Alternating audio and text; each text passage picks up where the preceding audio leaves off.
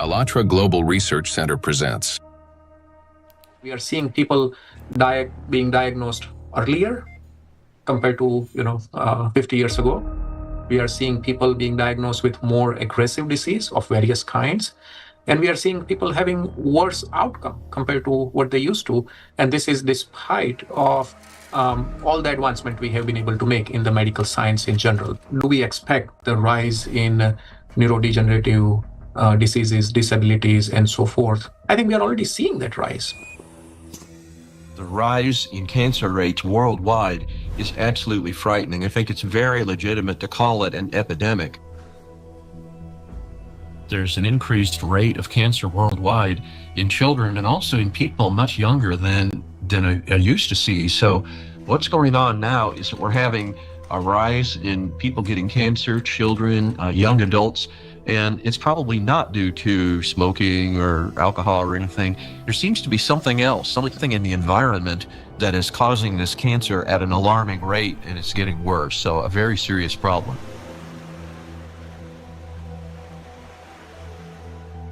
Diseases are emerging early in life. Today's generation is getting sick at ages when their parents were still healthy. And what's worse is that they're often battling not just one, but multiple chronic diseases simultaneously. How can this be happening despite all the advances in modern medicine? What if behind this rapid global decline in human health, there lies a hidden factor, one that we've overlooked all along? Nanoplastics, a threat to life. We're talking about microplastics, tiny particles that can't be seen with the naked eye. They're much thinner than a human hair, extremely fine. From the molecular level to the scale of entire ecosystems, understanding microplastics is crucial for protecting the biosphere and public health. I was also surprised that it took so long, to people to recognize that's a problem, because this plastic production increased super high in the 1950s, and we have now, I guess, something between 400 and 500 million tons of plastic production every year, and this keeps accumulating, and in all our ecosystems. So it's not only affecting the human life, but the whole ecosystem. So it's every individual, every plant, even bacteria. They take them up. So that's something which we have to take into account. The fact that it now pervades from our deepest ocean to our highest mountain, that it's present in more or less every living sample that scientists have looked at, and in some populations in considerable proportions, and that it's now pervading, our food, drink, and the air we breathe, to me, is quite concerning. The science has clearly, without a doubt, shown that these chemicals, these particles are very harmful for us in various ways, not just one organ system, but all organ systems are affected. Plastic symbolizes progress, a triumph of human ingenuity, a material that is light, strong, and built to last forever. Yet, as humanity, we miss something crucial. We fail to notice how the very material created to improve our lives began instead to endanger them. Unfortunately, people often underestimate the true threat posed by plastics. Many think of it merely as an environmental problem. Bottles scattered on beaches, debris floating across the sea. And yes, these do pollute our planet.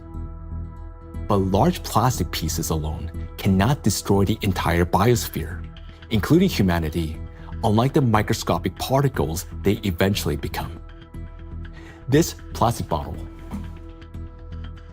in this form, it poses no immediate danger. But everything changes once this solid object disintegrates into masses of microscopic fragments. If this half-liter bottle were broken down into plastic particles just 1 micrometer in size, it would create roughly 10 trillion of them.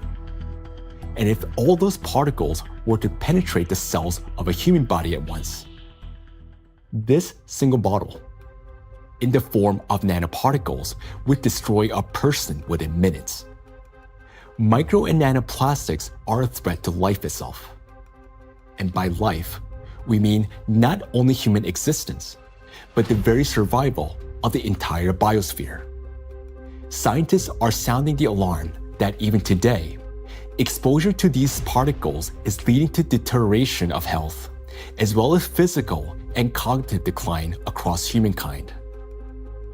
A growing body of research links micro and nanoplastics to the development of diseases, genetic mutations, and the rise of antibiotic resistance. Some researchers even associate tiny plastics with climate anomalies, natural disasters, an increase in seismic activity as trillions of microscopic particles interact with the environment.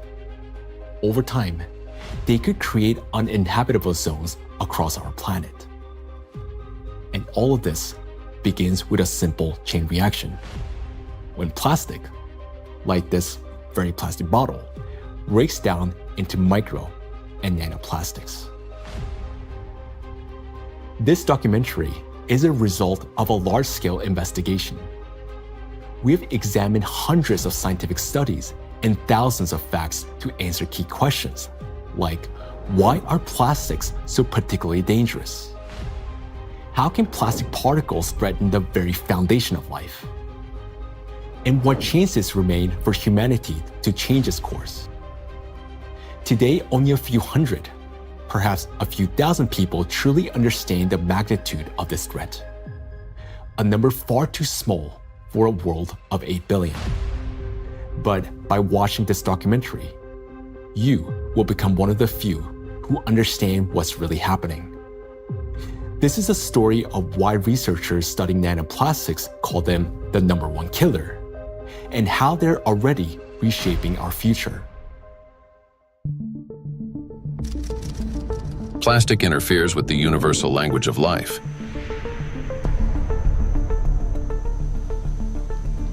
We are living in an era when life on Earth is disappearing faster than ever since the age of the dinosaurs. Currently, the extinction rate of species is 1,000 times higher than the natural extinction rates, making our time one of the most devastating periods in all of history in terms of biodiversity loss. The 6th mass extinction is already underway. The modern world is plunging into a biological collapse, like the ones in the past that wiped out up to 90% of all living creatures on the planet. While past global catastrophes were driven by volcanic eruptions or meteor impacts, today a new factor has joined these forces of nature, an invisible enemy created by humans, capable of destroying all life. Plastics are everywhere.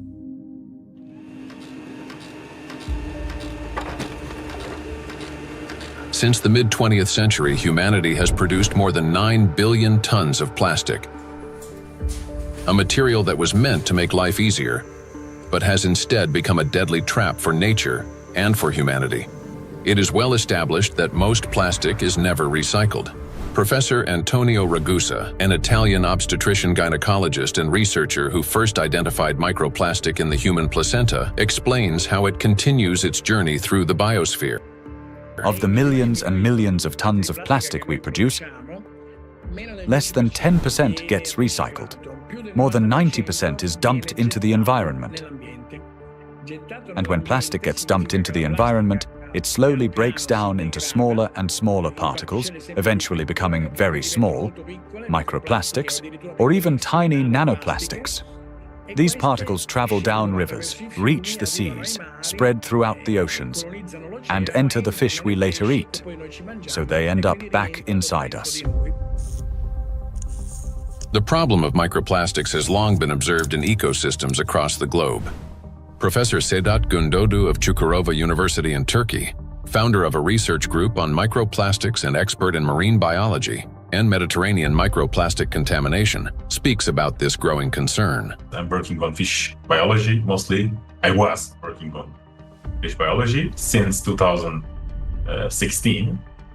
During my PhD study, I recognized that all the sampling location that we work for biodiversity fully polluted with plastics, not only microplastics, because first we realized that the main problem is plastic itself. Today we are accustomed to hearing the word microplastic. But there was a time when this term simply didn't exist. Professor Richard Thompson is a marine biologist at the University of Plymouth, director of the Marine Institute, officer of the Order of the British Empire, and fellow of the Royal Society. In his work, he was the first to describe microscopic plastic particles in the marine environment, laying the foundation for an entirely new field of research. When I started to teach, I set the challenge to some of my students. They went out onto the shoreline, they collected samples of sand, and we started to look at them under the microscope. And from the very first samples, we could see pieces that did not look like sand grains, brightly colored pieces, red and blue. And it was then almost a kind of forensic journey to confirm their identity. And we confirmed that they were indeed plastics. We showed that they were present around the UK in a range of different habitats, in sediments and in the water column. And interestingly, in that first paper in 2004, my first paper on the topic, we used the term microplastics. And the term hadn't been used in this context for truly microscopic pieces before. There had been, and we referenced them in our paper, some studies of small pieces of plastic before, but we went smaller than anybody else. We showed this bioavailability. We showed the temporal trend of increasing over time. The ocean is the main reservoir of plastic accumulation. It already contains more than 200 million tons of plastic waste, and this amount continues to grow every day. It is important to understand that plastic does not disappear. Under the influence of sunlight, waves, salinity, and mechanical friction, it breaks down into microplastics and nanoplastics. Microplastics are plastic particles smaller than 5 millimeters in size, while nanoplastics are smaller than 1 micrometer, about 1,000 times thinner than a human hair. There are about 350 trillion microplastic particles in the surface layer of the ocean alone. Yet the real number is far greater. Scientists estimate that roughly 90% of nanoplastic particles are too small to be detected by current analytical instruments. As water evaporates from the surface of oceans and other bodies of water, microplastic particles rise into the atmosphere together with the water vapor. Dr. Dusan Materic, an environmental analyst at the Helmholtz Center for Environmental Research, Germany, leads a research group dedicated to the study of nanoplastics. Dr. Materic investigates atmospheric nanoplastics at the Sonnenblick Observatory in Austria, the oldest high-altitude research station in Europe. And for those nanoplastics that fragments from big fibers, because of UV weathering, because of just mechanical forces, those shredding nanoplastics are much more potent to stay in the air for a long, long period, and that means picked up and brought even here at 3,106 meters above sea level. So what we discovered is that we have nanoplastics across all the stations, and we have nanoplastics even in the deepest ocean environment, and our deepest point is below 5,000 meters. Micro and nanoparticles in the atmosphere can travel thousands of kilometers, crossing from one continent to another. This is noted by Dr. Elke Ludewig from Austria, who heads the Sonnenblick Observatory and the European Center for Cloud Ambient Intercomparison, where the transport of these particles and the effects of this process are recorded. We know from different cases that we have really long transports of particles from, for example, Japan up to here, or Canada, for example. There are two examples I can tell you. The one is the accident in Fukushima. It took about 11 days until particles, aerosol particles with a higher radiation, received the Sonnenblick Observatory. Another example was in 2025, on the 9th of June, there was a kind of transport, an air mass from Canada received the station here. We could see it in the sky. Of course, we could see it in our data that we had higher aerosol concentration, but the really impressive moment was, and that's why it's also important to have stuff up here, we could really smell the burn in the air. And this lasts for the whole day. So there you can see how intense effects somewhere on the globe, especially on the North Hemisphere, can be, and it's still transported hundreds of kilometers around the North Hemisphere, and we can measure it here and show what it is. Atmospheric micro and nanoplastics then return to Earth with precipitation, falling with rain or snow and settling in forests, on farmland, and across grasslands, where they seep into the soil and penetrate plants. This is happening all over the planet, in both the northern and southern hemispheres. Liliana Cáceres Sanchez, MSc in Science, Technology and Health, a biologist specializing in ecotoxicology and environmental protection, and a researcher at the Center for Research in Exact Sciences and Engineering at the Bolivian Catholic University San Pablo, notes that microplastics are present in natural environments, in living organisms, and in food products. In recent years, we've conducted analyses of soil, air, and both surface and groundwater in Cochabamba. We have also examined lakes and lagoons, and in all of these samples, we have found microplastics. The fact that we found microplastics even in areas with no human presence suggests that microplastic particles are actively moving through the environment. In addition, we identified their presence in food and in living organisms. We detected microplastics in milk and other pasteurized products such as yogurt. They were also found in wild animals, for example, in the Titicaca water frog and in fish from a lake near Cochabamba called Angostura. These findings confirm that microplastics have already become part of our food chain and ecological chain. Due to microplastic pollution, 1 in 10 grains of the world's 3 main food crops, rice, wheat, and corn, may die before harvest. In addition, researchers from the University of Catania have found high concentrations of microplastic particles in apples, pears, carrots, potatoes, lettuce, and broccoli. Overall, apples and carrots contained the highest levels of contamination, and fruits were found to have more plastic particles than vegetables. On dairy farms in several countries, microplastic particles have been found in samples of hay and other types of cattle feed. The presence of microplastics has also been confirmed in the milk and meat of cows and sheep, as well as in the lung tissue of pigs and in the stomachs and intestines of domestic ducks. This means that plastic has now become inseparable from livestock farming. Scientists from the University of Newcastle in Australia estimate that the average person today consumes around 250 grams of plastic per year through food, the weight equivalent of 50 plastic bags. Moreover, humans inhale micro and nanoplastics. According to studies, an adult can inhale up to 106,000 microplastic particles during a 2-hour walk in a large city. And in areas near bodies of water, that number significantly increases.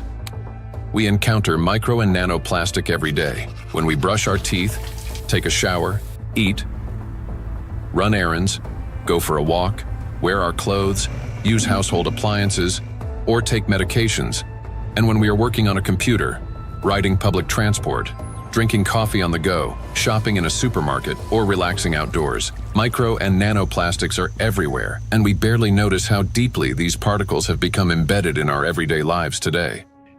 There are 3 ways plastic gets into the body: through inhalation, through the skin, and through food. And what happens next? It enters the bloodstream. Until fairly recently, about 15 years ago, people thought plastic was inert.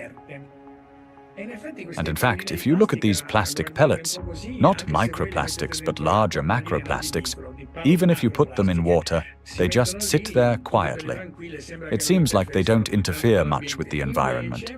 But once they break down into micro and nanoplastics, they get into the human body through those 3 pathways, enter the bloodstream, and from there reach all the parenchymal tissues, that is, the organs, kidneys, liver, heart, arteries, veins, placenta, breast milk. Micro and nanoplastics have already become an inseparable part of the human body. They accumulate in the tissues of the intestines, heart muscles, and in the endocrine and reproductive organs, disrupting their functions. There isn't a single place in the human body they cannot penetrate. Studies show that the highest concentrations of nanoplastic have been found precisely in human brain tissue.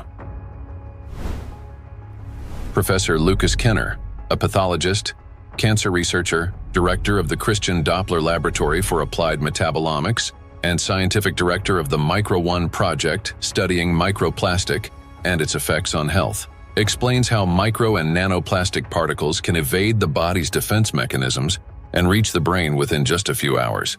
And we found out that particles which are in the bloodstream and cover themselves with cholesterol molecules, they easily can enter the blood-brain barrier, which is a very strict body barrier and protects the brain from toxic outside or even therapeutic substances. So it's, it's difficult, for instance, to treat brain tumors because the blood-brain barrier is so strict also for medications. But particles can enter quickly because they cover themselves with molecules will help them enter the blood-brain barrier. And this is for me, it was really very striking to see that, that these particles in 2 hours after we give them an oral gavage, they're already in the brain. Scientists at the University of New Mexico have found that in every gram of brain tissue in middle-aged individuals, there are about 4,900 micrograms of plastic. This means that today, around 0.5% of the human brain is composed of plastic. Simple calculations show that the human brain contains on average around 7 grams of plastic, roughly the weight of a plastic teaspoon. And such a teaspoon is already inside the human head. It is well known that micro and nanoplastics are dangerous because of toxic chemical additives they contain, such as phthalates and bisphenols. Treating diseases associated with just 3 chemicals of the most toxic additives found in plastics costs humanity $1.5 trillion a year. But this is only the tip of the iceberg, as overall more than 16,000 chemical compounds are used in the production of various types of plastics, each carrying its own potential risks to human health. Yet there is another factor, one far more dangerous and still vastly underestimated, in how nanoplastics affect the human body. It is precisely this factor that allows nanoplastics to easily penetrate the body's protective barriers, and once inside, they are virtually impossible to remove. The destructive impact of plastics at the chemical level has already been examined in another documentary, A Trap for Humanity, part of which focused on the toxic additives in plastics and their devastating effects for human health. Now, the dangers from chemicals are, of course, the most visible and widely discussed part of the problem. But as our investigation continued, we realized that the true danger of plastics lie beyond the chemistry, extending much deeper into the realm of physics. To understand why plastic particles are so dangerous, we must first understand their unique physical properties. Unique properties of plastic. At the micro and nanoscale, plastic particles acquire new physicochemical properties. They can retain surface charge for longer periods and interact with electrostatic fields and other molecules. In this sense, micro and nanoplastics can be compared to an electret, a material that accumulates static electricity and holds it for an extended time. Moreover, plastic particles not only retain an electrostatic charge, but can also recharge it. This occurs through the triboelectric effect. That is, when plastic comes into contact with or rubs against other surfaces, including fabrics, cells, and liquids. In other words, plastic particles can recharge themselves, restoring their electrostatic charge again and again. To understand how the properties of plastic differ from those of other materials, we conducted a simple experiment. Here, inside transparent plastic cups, we suspended several objects made of different materials: a metal needle, a wooden matchstick, a copper wire, and a strip of magnesium. Now, while these objects remained motionless when a plastic rod was brought close, everything changed dramatically when we rubbed the plastic rod against the wall. That is, all the suspended object began swinging and moved toward the rod.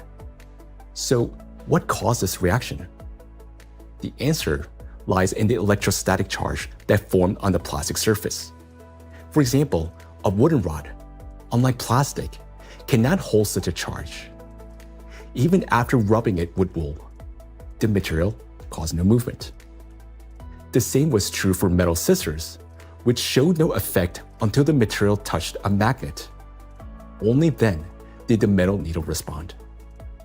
So this experiment clearly shows how material responds differently to electric and magnetic fields. Now, plastic stands out among other materials because it can not only accumulate, but also retain electrostatic charge for a prolonged period. This is distinct from wood, which quickly dissipates charge because of its moisture content, and therefore has little effect on other nearby objects. It's a dielectric material. Metals, on the other hand, do not hold charge but quickly redistributes it across their surface. They're conductors. Magnets, meanwhile, create magnetic rather than electric fields and thus cannot attract electrically neutral objects in the way a charged plastic can. So this is what makes electrostatically charged plastic so dangerous. It is an invisible force capable of changing everything around it. Once charged, plastic can attract even neutral particles, disrupting many natural physical processes. And as plastics breaks down into smaller fragments, micro and nanoplastics, it doesn't lose its properties. In fact, the impact of plastic on the environment and living organisms only intensifies as the particles become smaller. It's the charge that makes plastic especially dangerous to all life on our planet. Therefore, plastic cannot be regarded as passive waste. It is an active, electrically charged material capable of interacting with nearly all substances on Earth, from atmospheric particles to living cells. The smaller the plastic particle, the more active it becomes, and the more dangerous its impact. If you view a microplastic particle and it's 5 millimeter in diameter, and you break it down to a nanoplastic particle, which is 1 micrometer in size, you generate from one particle 125 billion particles, which is the number of galaxies we have in the universe.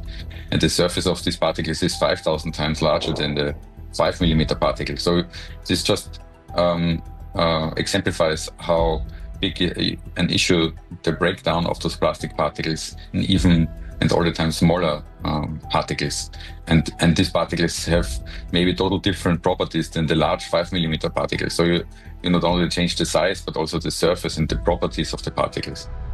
Nanoplastic has an enormous surface area compared to its mass.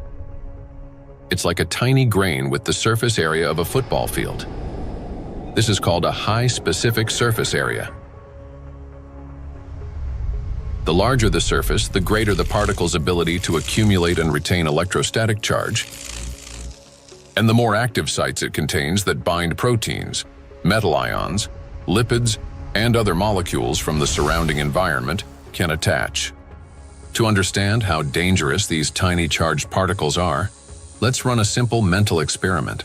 For example, we have an ordinary 1.5 volt battery. If we divide it into 125 billion tiny batteries, and suppose each of them still had the same power output of 1.5 volts, their aggregate power would equal 187.5 billion volts. Imagine how much greater the voltage will become. Similar things happen with plastic. When a single fragment of plastic is divided into 125 billion particles, each carrying a charge, the amount of charge increases. Today, millions of tons of plastic in our biosphere are constantly breaking down into smaller and smaller particles, each carrying an electrostatic charge that allows it to penetrate everywhere. Consequently, as the number of electrostatically charged plastic particles grows, an excess electrical potential builds up throughout our planet. This is a major factor disrupting the Earth's energy balance, contributing to warming of the oceans, increase in atmospheric anomalies, as well as the number and severity of natural disasters each year. Note that the warmer the ocean, the more acidic it gets, and the faster plastic breaks down into charged micro-nanoplastics. This in turn leads to greater buildup of energy on our planet, amplifying all these processes in a self-reinforcing chain reaction. In addition, the smaller the particle, the more easily it penetrates the protective barrier of living organisms, including humans, triggering various chronic diseases and killing millions of people. We'll explore all of this in detail. In other words, plastic fragmentation does not make it safer. On the contrary, it transforms it into nanoparticles that readily penetrate living organisms. We know so far that compared to microplastics, nanoplastics can pass through the cell membranes much easily. That means that they can go to our bloodstream, not just us animals as well, and they can be carried to certain organs, deposited there, hard to be excreted back and things like that. This is why nanoplastic is far more dangerous than microplastic, as its capacity to accumulate electrostatic charge is significantly greater. Due to their electrolyte behavior and small size, plastics do not remain inert particles. They become charged and transform into trillions of micro and nano killers. It is through this charge that tiny plastics can penetrate deep into the living tissues and even destroy them. Today, these particles are everywhere, and they're already interfering with the delicate electrical processes in nature. Now, we often think of electricity as something artificial, confined to light bulbs, batteries, and wires. But in reality, electrical impulses are the very language of life. That is, they enable the entire biosphere to function. And it is precisely these natural processes that electrostatically charged micro and nanoplastics are now disrupting. Universal language of nature.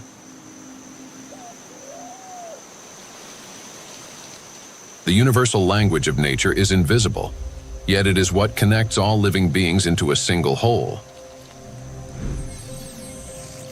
Forests. In forests, tree roots are linked with fungal networks, forming a complex and interconnected system beneath the soil that scientists call the wood wide web. This network not only distributes water and nutrients, but also enables plants to exchange information. Plants communicate in two major ways: chemically, by releasing specific molecules, and electrically, by sending electrical signals similar to nerve impulses in animals and humans. For example, when insects attack, a tree generates an electrical signal that triggers defensive responses. This signal can travel through roots into the fungal network, reaching other trees. A similar effect was detected by scientists during a solar eclipse. The bioelectric signals of trees began to synchronize, forming a single impulse. The oldest trees responded first, as if they remembered such events, and were warning the younger ones. Through electrical signals, plants can coordinate their growth, warn each other of danger, adapt collectively to stress, and even store shared memory. It is precisely this finely tuned system that is now being disrupted by micro and nanoplastics. Today, forests have become vast reservoirs of microplastics. Research shows that forests capture microplastic from the atmosphere. As air currents pass through forests, they carry tons of microplastic particles. The forest functions as a massive filter. Tree canopies and leaves literally comb out particles from the air. In the past, this process helped purify the atmosphere from dust and dirt. Today, however, along with these natural particles, micro and nanoplastic are also being trapped. Unlike dust, which can become part of organic matter, plastic does not decompose. It remains in leaves, accumulates in soil, and persists in forest air. Every day, dozens of microplastic particles settle on each square meter of the forest canopy. Scientists estimated the annual deposition of microplastics in forest soils and showed that it correlates with the scale of plastic production in Europe. Assuming that atmospheric fallout is the primary source, they concluded that roughly 400,000 microplastic particles per square meter could accumulate in forest soil over a 70-year period. Charged particles distort bioelectrical signals and deprive forests of their ability to adapt and survive. Negatively charged nanoparticles penetrate plant roots more easily, disrupting nutrient absorption. As a result, growth slows down and root formation is impaired. In addition, electrostatically charged micro and nanoparticles of plastic adhere to leaves and penetrate plant cells, impairing photosynthesis. They damage chloroplasts, the energy centers of plant cells, the analog of mitochondria in animal and human cells. Prolonged exposure to micro and nanoplastics reduces the ability of plants to produce oxygen. Some of the world's forests, such as the eastern forests of the Amazon, are already emitting more carbon dioxide than they produce oxygen. Animals.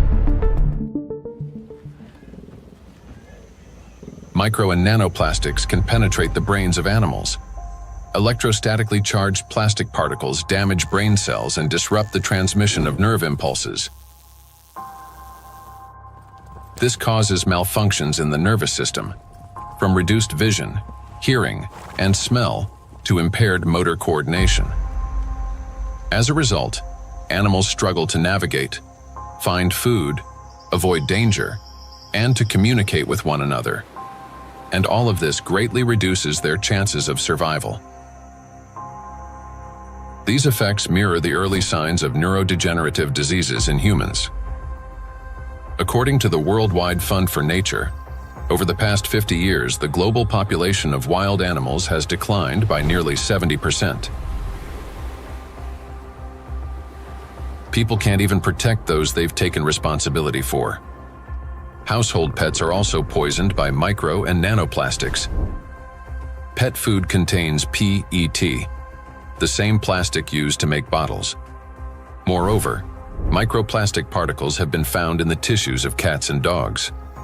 Scientists analyzed tissue samples from 49 animals, 24 cats and 25 dogs, that had died of natural causes and found that more than 70% of them had microplastics present in multiple organs.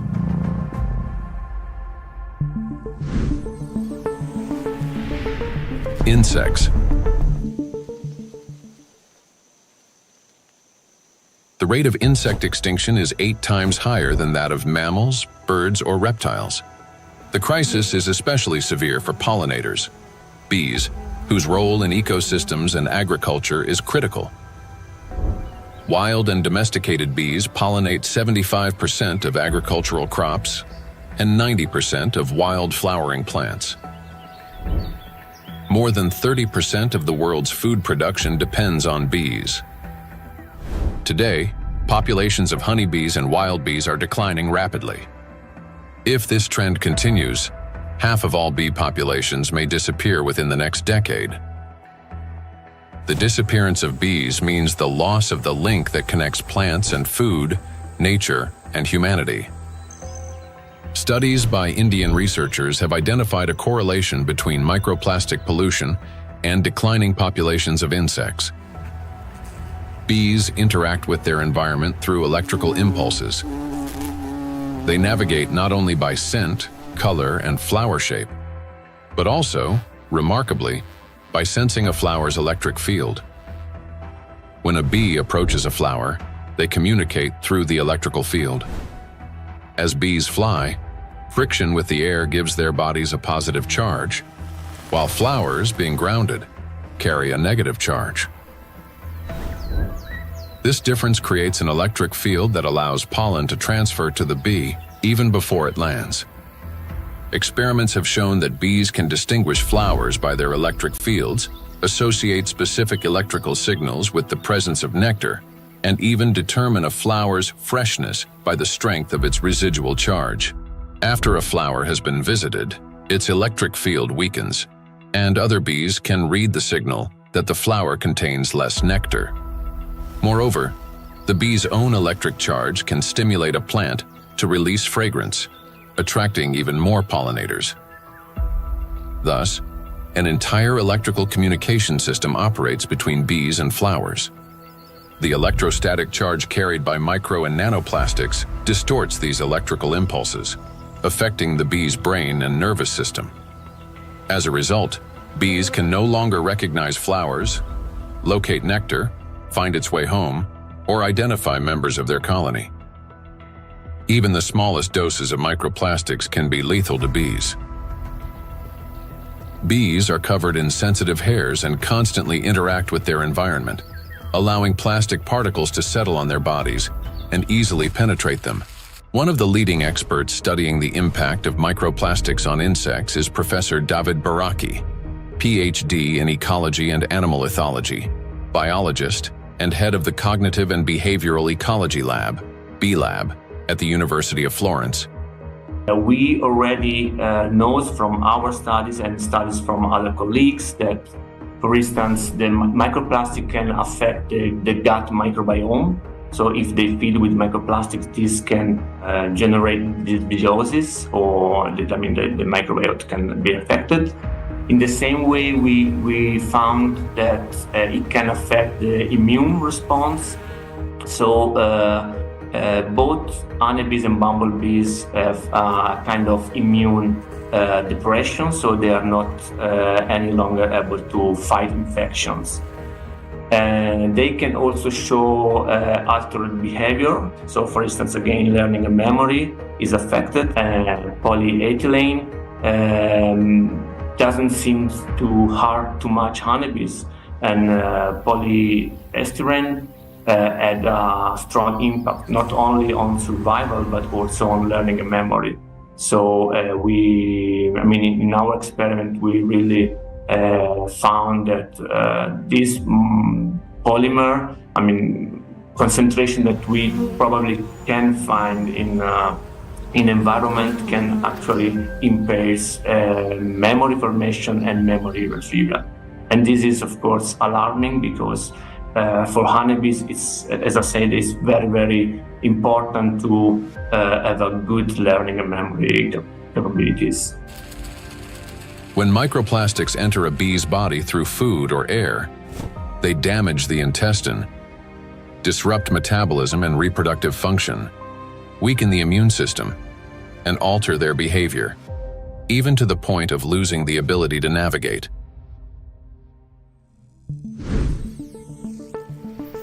Birds. Across the globe, scientists are observing an alarming trend. The number of wild birds is rapidly declining. In North America alone, over the past 50 years, approximately 3 billion birds have disappeared. That is a quarter of the entire bird population. Electrical signals play as vital a role in the lives of birds as they do throughout the entire biosphere. The avian nervous system functions through transmission of electrical signals from the brain to all parts of the body.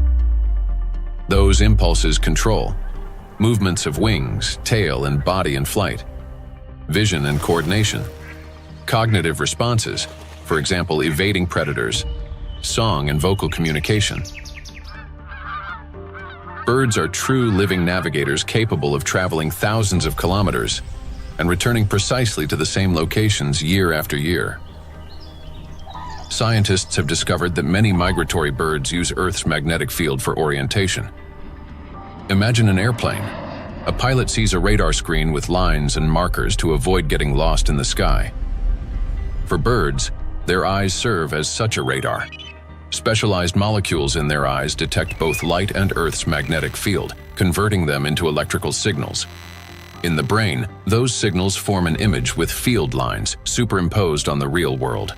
A bird simultaneously sees clouds, land, and its magnetic radar, allowing it to maintain course in any direction with ease. Electrostatically charged micro and nanoplastic particles entering a bird's body distort electrical impulses and disrupt functioning of its nervous system. This leads to loss of motor coordination, weakened memory and learning ability, and impaired vocalization and spatial orientation.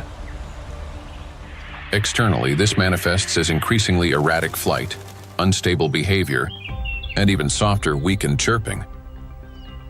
Nestlings are especially vulnerable. Many do not survive to adulthood, and those that do often exhibit cognitive impairments. However, that's not all. Plastics damage the liver, kidneys, stomach, and brain of birds, causing symptoms that resemble Alzheimer's disease. Even birds that appear healthy lose the ability to adequately care for their partners and offspring, sharply reducing their chances of successful reproduction.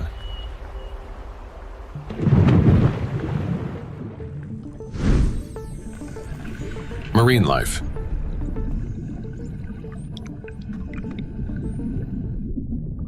Beneath the surface reigns a unique world where vision weakens and sounds become distorted. In such conditions, marine life perceives reality differently. Through electroreception, the ability to sense faint electric fields and navigate by them.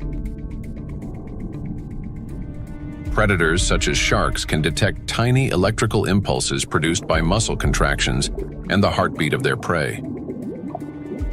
Even if a fish remains motionless and hidden in sand, its bioelectric signals reveal its location. All living organisms in water generate continuous bioelectric fields due to ion flow across their skin. Those fields are subtly altered when the animal moves or when another living being appears nearby. Electrical impulses are an inseparable part of life itself, even underwater. Electrostatically charged micro and nanoplastics can distort or block those signals, which makes marine creatures especially vulnerable. As a result, marine animals and fish lose their ability to accurately locate prey, avoid predators, and follow migration routes. This threatens their survival and leads to population declines. Furthermore, fish exposed to microplastics exhibit a wide range of toxic effects, from immune system dysfunction to altered blood composition. Signs of neurotoxicity, growth retardation, and reduced reproductive capacity have also been documented in fish.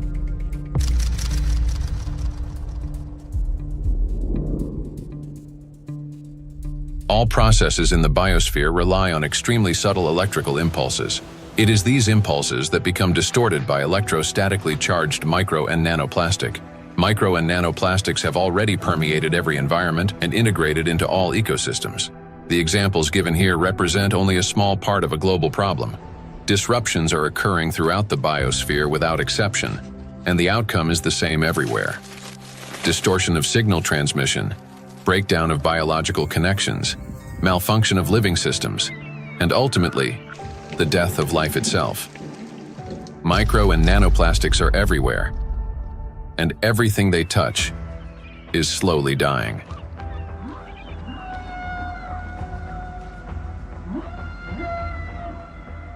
Charged micro and nanoplastics disturb the natural biological impulses that form the very foundation of life. Gradually, they erode the mechanisms that allow the biospheres to exist and interact. This decay begins from within, slowly, almost imperceptibly, yet inevitably. Even what appears healthy and alive today is already contaminated by micro nanoplastics. Today, so many of these particles have already accumulated on our planet that they will be enough to destroy the entire biosphere several times over. And their numbers continue to grow each day. Nature is not merely a habitat. It's our breath, our nourishment, and our protection. Humanity can survive without technology, but not without air, water, and living organisms. When life on Earth dies, humanity dies with it. The truth is that we do not exist separately from nature, no matter how much we try to convince ourselves otherwise. We're part of it. So you have probably guessed who we're going to talk about next. Yes, about us. Impulse of life. For humans, just like for all living beings in the biosphere, electrical signals are the pulse of life. The human body is, quite literally, an electrical system. The brain thinks with the help of electrical impulses. The heart beats because cells transmit electrical signals to one another, and muscles contract when they receive signals from the nervous system. Neurons play a key role in coordinating all body functions by generating and transmitting electrical impulses. How an electrical impulse is generated in neurons. Every neuron has a membrane with the so-called gates, ion channels. When a signal needs to be transmitted, some of these gates open, and ions begin moving quickly into or out of the cell. This flow of ions changes the membrane's electrical charge, creating an electrical impulse. The impulse travels along the neuron and transmits information further to other cells. How you communicate, whether you interrupt, speak quickly and emotionally, or on the contrary, whether you're apathetic. How you scroll through a news feed on your phone, whether you rush or move slowly, depends largely on the balance of ions. When this balance is disrupted, a person can become overly irritable, or, on the contrary, sluggish. Every movement and reaction of our body is based on electrical impulses in neurons and other cells. For example, if you accidentally touch a hot object, nerve fibers instantly transmit a signal to the brain, which commands the muscles. Pull your hand away.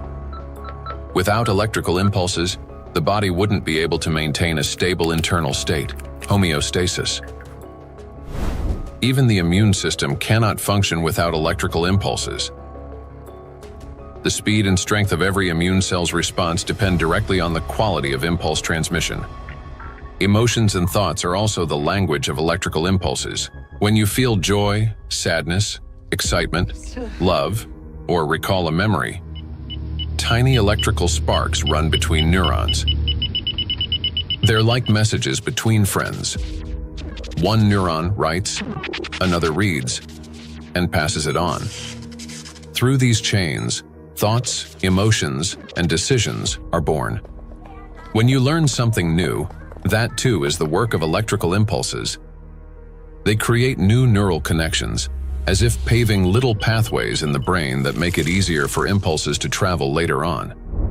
Even at the very beginning of life, when a sperm cell fertilizes an egg, an extraordinary phenomenon occurs. This contact triggers a cascade of biochemical reactions, including the release of billions of zinc ions. This impulse acts like a start button that activates the egg and initiates the very process from which the future embryo begins to develop. We rarely think of ourselves as electrical systems, yet that's exactly how our bodies function. Nature created a perfect design in which countless vital processes and interactions occur through electrical impulses. But there was one thing that nature could not have foreseen: that humans would create an enemy capable of infiltrating and disrupting this perfect mechanism. In studying micro and nanoplastics, we discovered that their most dangerous weapon is invisible. It is the electrostatic charge that these particles accumulate and retain. This charge begins to destroy us from within, starting from the very foundation of life, the cell. Inside the cell, charged nanoplastics cause the greatest harm. They disrupt communications between the cells, trigger self-destruction programs, and deprive cells of their ability to generate energy for sustaining life. The question is, how do plastics do this? How do micro and nanoplastics damage the body's cells? Disruption of interactions between neurons. Electrostatic charge and extremely small size allow nanoplastic particles to penetrate inside human cells. The impact of nanoplastics on cell function can be clearly traced in neurons, cells of the nervous system, as their function is directly linked to the generation and transmission of electrical signals. Valérie Etkin, Doctor of Physical and Mathematical Sciences and member of the European Academy of Natural Sciences, emphasizes that the impact of nanoplastics on nerve cells manifests at the most fundamental levels. Nanoplastics significantly influence the generation and transmission of neural impulses through multiple mechanisms that disrupt ion transport and the electrical activity of neurons responsible for transmitting nerve signals in the body. Each neuron functions like a miniature battery. It constantly maintains a difference in electrical charge between the inside and outside of its membrane. This enables the neuron to be ready to transmit a signal at the right moment. Charged nanoplastic disturbs this delicate balance, making the cell behave unpredictably. A neuron may activate prematurely, like a light flickering on without command, or conversely, fail to transmit a signal when needed. Such interference disrupts the operation of entire neural networks, like a city experiencing power outages, where neighborhoods go dark one after another, leading to a blackout. In addition, as shown by research conducted by Chinese scientists from Southern Medical University in Guangzhou, nanoplastic interferes with the operation of ion channels. Nanoplastic carrying an electrostatic charge can interact with these channels and alter their structure. As a result, the gates may fail to open or remain open for too long. This also disturbs normal signal transmission throughout the nervous system. When electrostatic interactions occur with charged membrane lipids, they cause a redistribution of charged lipids and proteins within the membrane, which leads to impaired functionality of these lipid membranes. This results in localized changes in ion concentration and the formation of ion concentration gradients around charged particles. The function of ion pumps, which are essential for maintaining ion balance, becomes disrupted. Ion pumps are mechanisms that move substances against their concentration gradients, a process known as active transport. When these processes become unbalanced, they accumulate energy that can later be used by biological systems to perform work. And so, the work of these pumps may be disrupted, yet it's one of the core mechanisms underlying biological activity. Signal transmission between neurons is a complex yet remarkably coordinated electrochemical communication process in which special molecules, neurotransmitters, play a crucial role. These molecules act as couriers, transferring information from one neuron to another in a strictly ordered manner. Nanoplastic particles carrying an electrostatic charge can interfere with the release of neurotransmitters or trigger their discharge without proper signaling. As a result, chaotic and false signals emerge in the brain, as if the nervous system can no longer distinguish what messages to send, when to send them, or where they should go. Any disruption in communication between neurons inevitably affects our mental state. If you find yourself becoming forgetful or absent-minded, if you have difficulty concentrating or remembering even simple things, it may be a sign that the degradation of neural connections has already begun. Nanoplastics not only interfere with communications between neurons, but they also penetrate directly into cells and even trigger their self-destruction. Cells start the process of self-destruction. Each cell continuously produces specific molecules known as reactive oxygen species. These molecules participate in processes of growth, division, and programmed cell death. Under normal conditions, their levels are regulated by the cell's defense system, antioxidants, acting as cleaners. Antioxidants rapidly neutralize excess reactive oxygen species, preventing them from damaging the organism.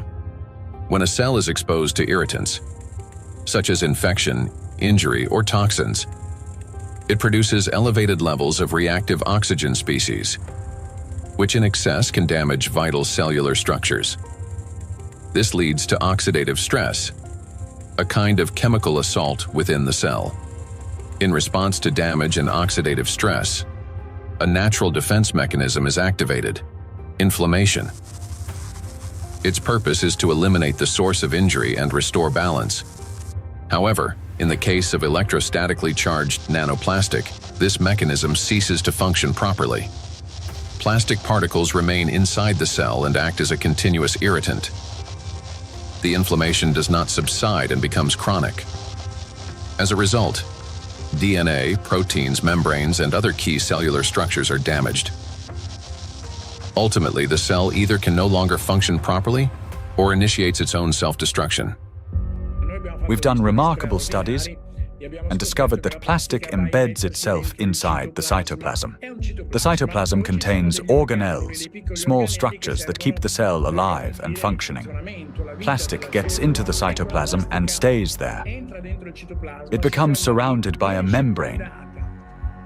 Similar to the cell membrane, the cell isolates it because it wants to destroy it. And it starts producing enzymes and other substances the cell normally uses when it's invaded by microbes, viruses, bacteria, or antigens. But unlike those natural invaders, plastic is indestructible, as we said. So the cell is essentially subjected to chronic stress, and eventually it becomes diseased. The Microplastics Research Group at the Bolivian Catholic University in Cochabamba uses aquatic planarians, small organisms that serve as highly useful biological models. Their strong regenerative capacity makes it possible to detect early changes in cellular processes similar to those that occur in other animals. Microplastics, especially when combined with other pollutants such as metals, are already affecting living organisms. Microplastics can trigger oxidative stress, an imbalance between the production of reactive oxygen species and the body's antioxidant capacity. This oxidative stress directly affects cellular metabolism, disrupting the functions of proteins, lipids, and nucleic acids, which can lead to changes in growth, regeneration, and the overall physiology of organisms. Thus, exposure to electrostatically charged nanoplastic leads to oxidative stress, inflammation, and consequently, the death of not only neurons, but also other types of cells. Oxidative stress is like a fire burning inside a cell, while antioxidants are like firefighters that work to extinguish it. Note that nanoplastics act as a fuel for the fire, feeding it endlessly until the cell is consumed from within. Yet, that's not all nanoplastics do inside our cells. They also destroy the cell's power plants, the mitochondria. Every cell lives and functions thanks to the energy produced by mitochondria. That very energy powers all processes in the body, from cell division to hormone synthesis. Even the electrical impulses that we've been talking about depend on the energy from mitochondria. And it is precisely this vital source of life that charged nanoplastics attack. Cells stop producing energy for life. Recent studies have shown that mitochondria are particularly vulnerable to the effects of nanoplastic. And that's where a cascade of processes leading to aging and disease begins. Scientists from China have discovered that the electrostatic charge and tiny size of nanoplastic particles allow them to penetrate deep into the cell and accumulate even within mitochondria, disrupting their function. Such a condition is known as mitochondrial dysfunction, a state in which mitochondria can no longer perform their essential roles. For comparison, a mitochondrion is approximately the size of a bacterium, while a nanoplastic particle is dozens of times smaller. Dr. Jeffrey Long, a radiation oncologist with many years of clinical experience and an expert on environmental exposures and their impact on human health, explains the destructive intracellular processes triggered by nanoplastic. They can get into the cell and they can damage the critical parts of the cell, particularly mitochondria. Mitochondria in each cell in the human body is sort of the energy machine. It produces the raw stuff that provides energy to the entire rest of the cell. And it is frightening to understand, and increasingly so with increasing scientific studies, that nanoparticles nanoplastics, as they get in, are actually damaging the mitochondria, that energy-producing part of the cell. They're also damaging the part of the cell involved in division and reproduction called DNA. And certainly they can affect other molecules and proteins within the cell. Mitochondria are the cell's energy and signaling center. They regulate metabolism, control cell growth and division, protect against oxidative stress, modulate inflammation and immune responses, and trigger programmed cell death. One of their key functions is cellular respiration, the process by which energy is produced. Energy in the human body is generated as follows. First, proteins, fats, and carbohydrates from food are broken down into simple molecules. These molecules then enter the mitochondria, where electrons are extracted from them. The electrons move along a specialized chain of proteins, much like an electric current passing through wires. This electron flow drives the mitochondrial energy machinery, resulting in the production of ATP, the universal fuel that powers all organs and tissues. A single mitochondrion can produce up to 10 million molecules of ATP per day. However, electrostatically charged nanoplastic interferes with this delicate process. Its particles disrupt movement of electrons and reduce the efficiency of ATP synthesis. It is similar to a power plant where the wiring begins to short circuit. The generator falters, energy output drops, and the entire system starts to fail more quickly. Mitochondria have their own DNA, a set of instructions for energy production. Without it, mitochondria cannot generate energy, and the cell gradually loses its power source and begins to deteriorate. Exposure to nanoplastic causes mutations to accumulate rapidly in mitochondrial DNA, further impairing mitochondrial function. Studies published in 2023 demonstrated that 50 nanometer polystyrene nanoparticles sharply reduce ATP production and increase the number of mutations in mitochondrial DNA. We have studies on this, with dramatic images taken using a scanning electron microscope, as well as a transmission one, where you can actually see plastic destroying the mitochondria, the structures that produce a cell's energy. Chronic exposure to nanoplastic turns cells into a battlefield. Their electrostatic charge prevents mitochondria from carrying out their essential functions, and this disruption marks the beginning of the slow decline of cells, tissues, and organs. We have now seen the key mechanisms by which charged nanoplastic particles damage cells. Each of these processes is destructive on their own, but they also occur simultaneously and amplify one another's effects. This chain reaction unleashes avalanche of damages leading to cell death, and ultimately causing systemic breakdowns and accelerating biological aging. Micro and nanoplastics accelerate aging. We tend to think that aging begins with wrinkles, gray hair, or fatigue. But in reality, it starts deep within the cells, with mitochondrial dysfunction and failures in key biological processes. Over time, damaged and dying cells accumulate, and the body loses its ability to renew itself. Aging is the gradual wear and tear of life's internal mechanisms. Scientists identify several main mechanisms of aging, such as oxidative stress, mitochondrial dysfunction, chronic inflammation, telomere shortening, DNA damage accumulation, epigenetic alterations. These same mechanisms underlie various diseases.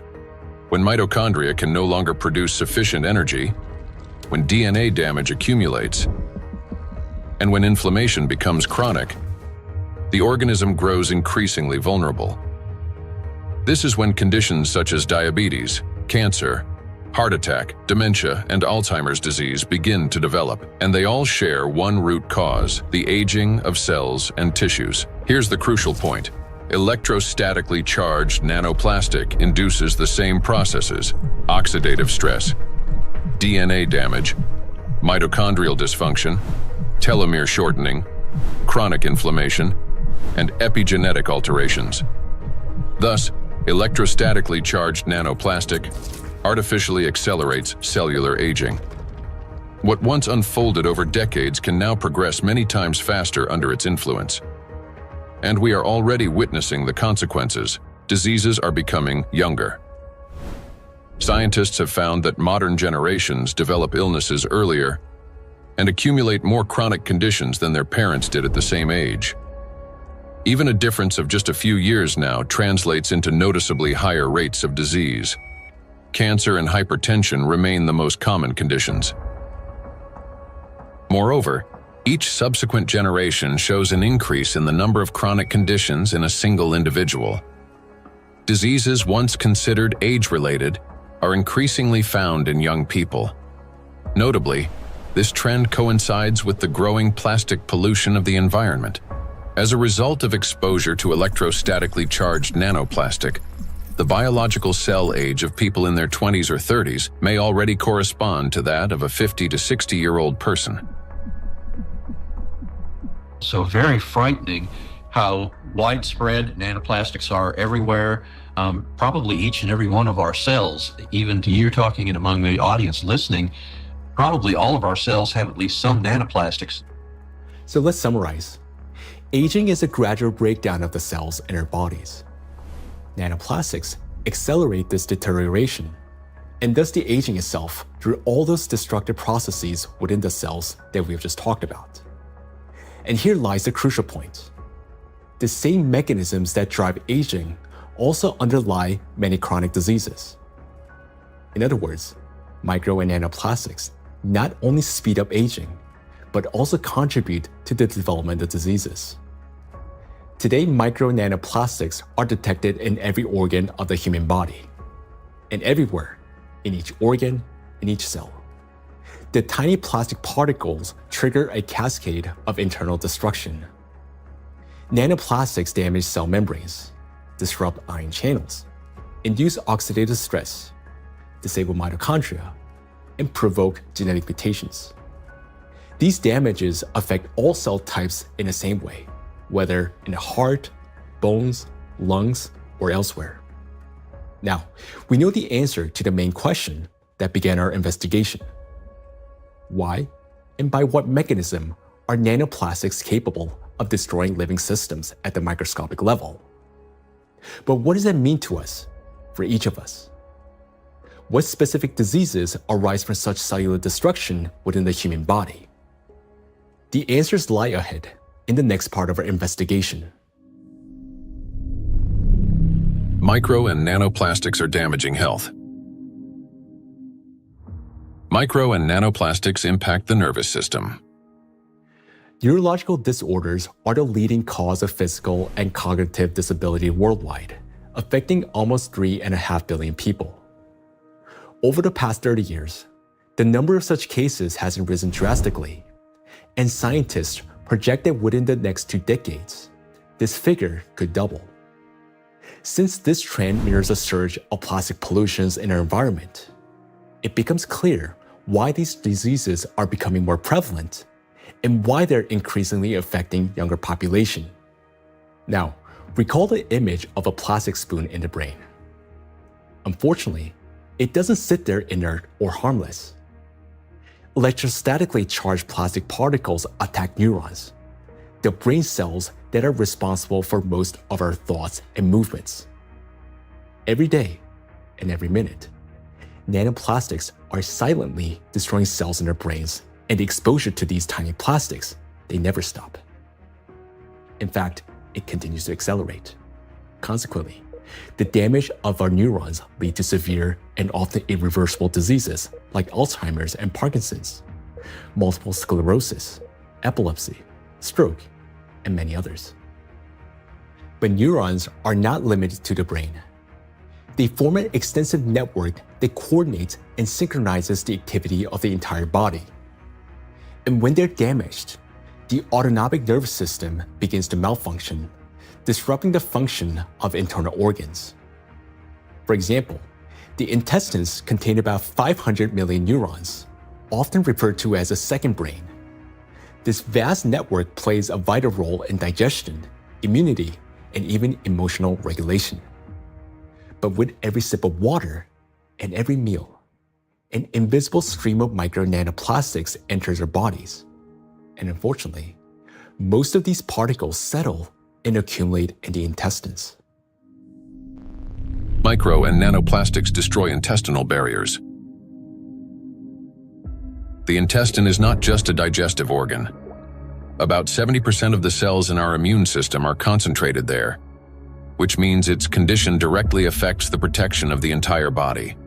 So another study that we provided, showed us we are actually eating plastics, microplastics, because we analyzed 26 human cadaver. We just investigate their intestinal system, their gut content, and we found like between 9 and 10 microplastic per person in their stomach.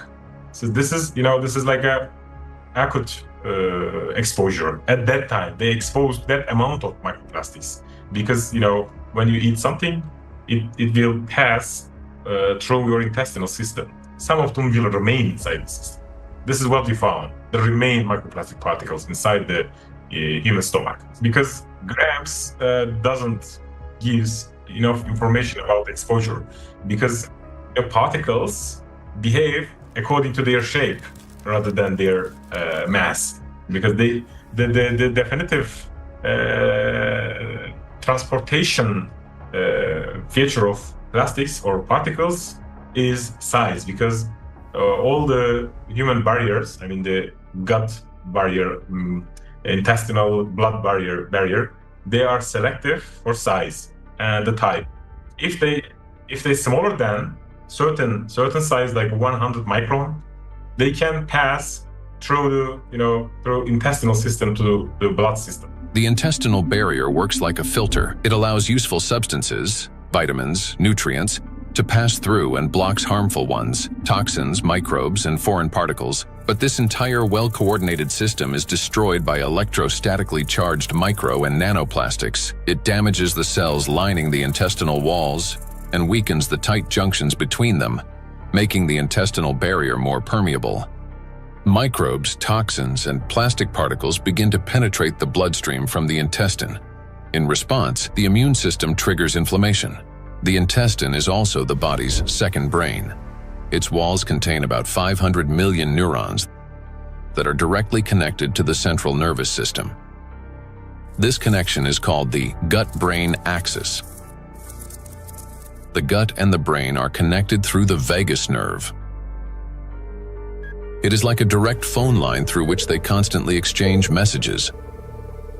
The brain gives commands to the intestines on what to do, and the intestine informs the brain about their condition.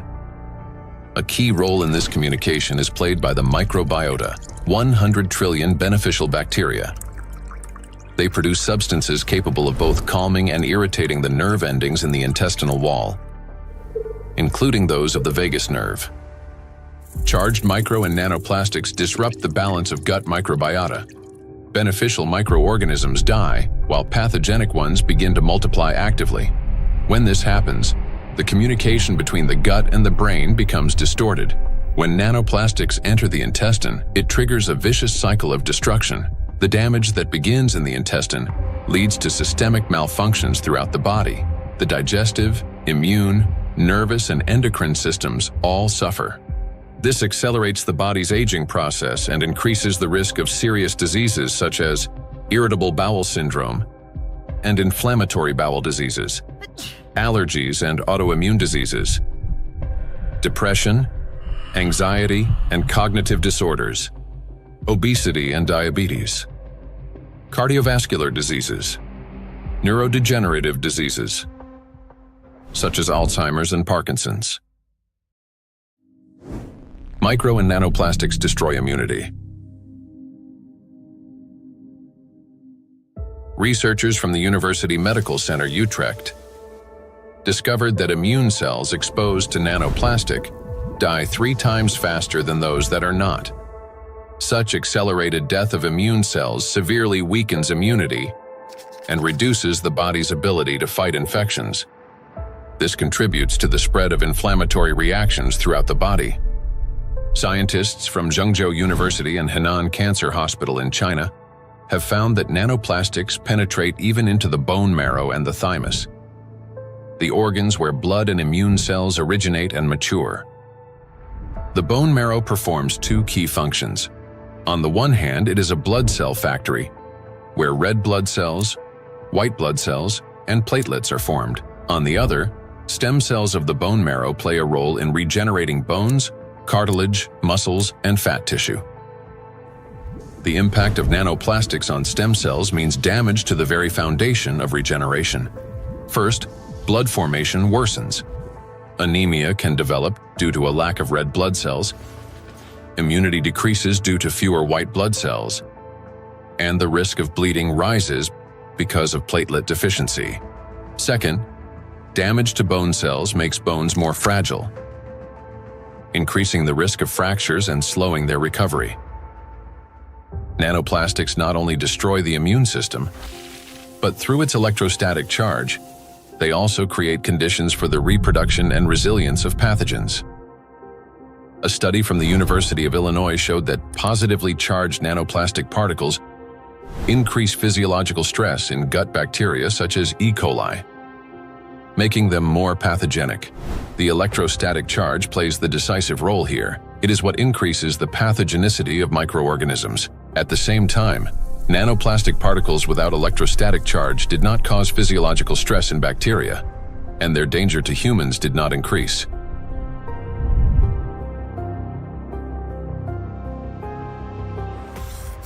The experiment showed that microplastics, especially polystyrene, can absorb up to 98.6% of viruses, prolonging their survival outside the body for up to 7 days. Viruses that normally die under sunlight or oxygen within hours can persist on plastic for 2 to 7 days, remaining on surfaces such as handrails, bottles, and door handles. A single sneeze from an infected person can release up to 200 million viral particles into the air, which can land on any plastic surface indoors or bind with nanoplastic particles in the air and water. Microplastics become an air and water taxi, spreading infection. Once in the bloodstream, charged micro and nanoplastic particles quickly become coated with plasma proteins, forming a biocorona, which masks them as the body's own cells and makes them invisible to the immune system. Antibiotic resistance.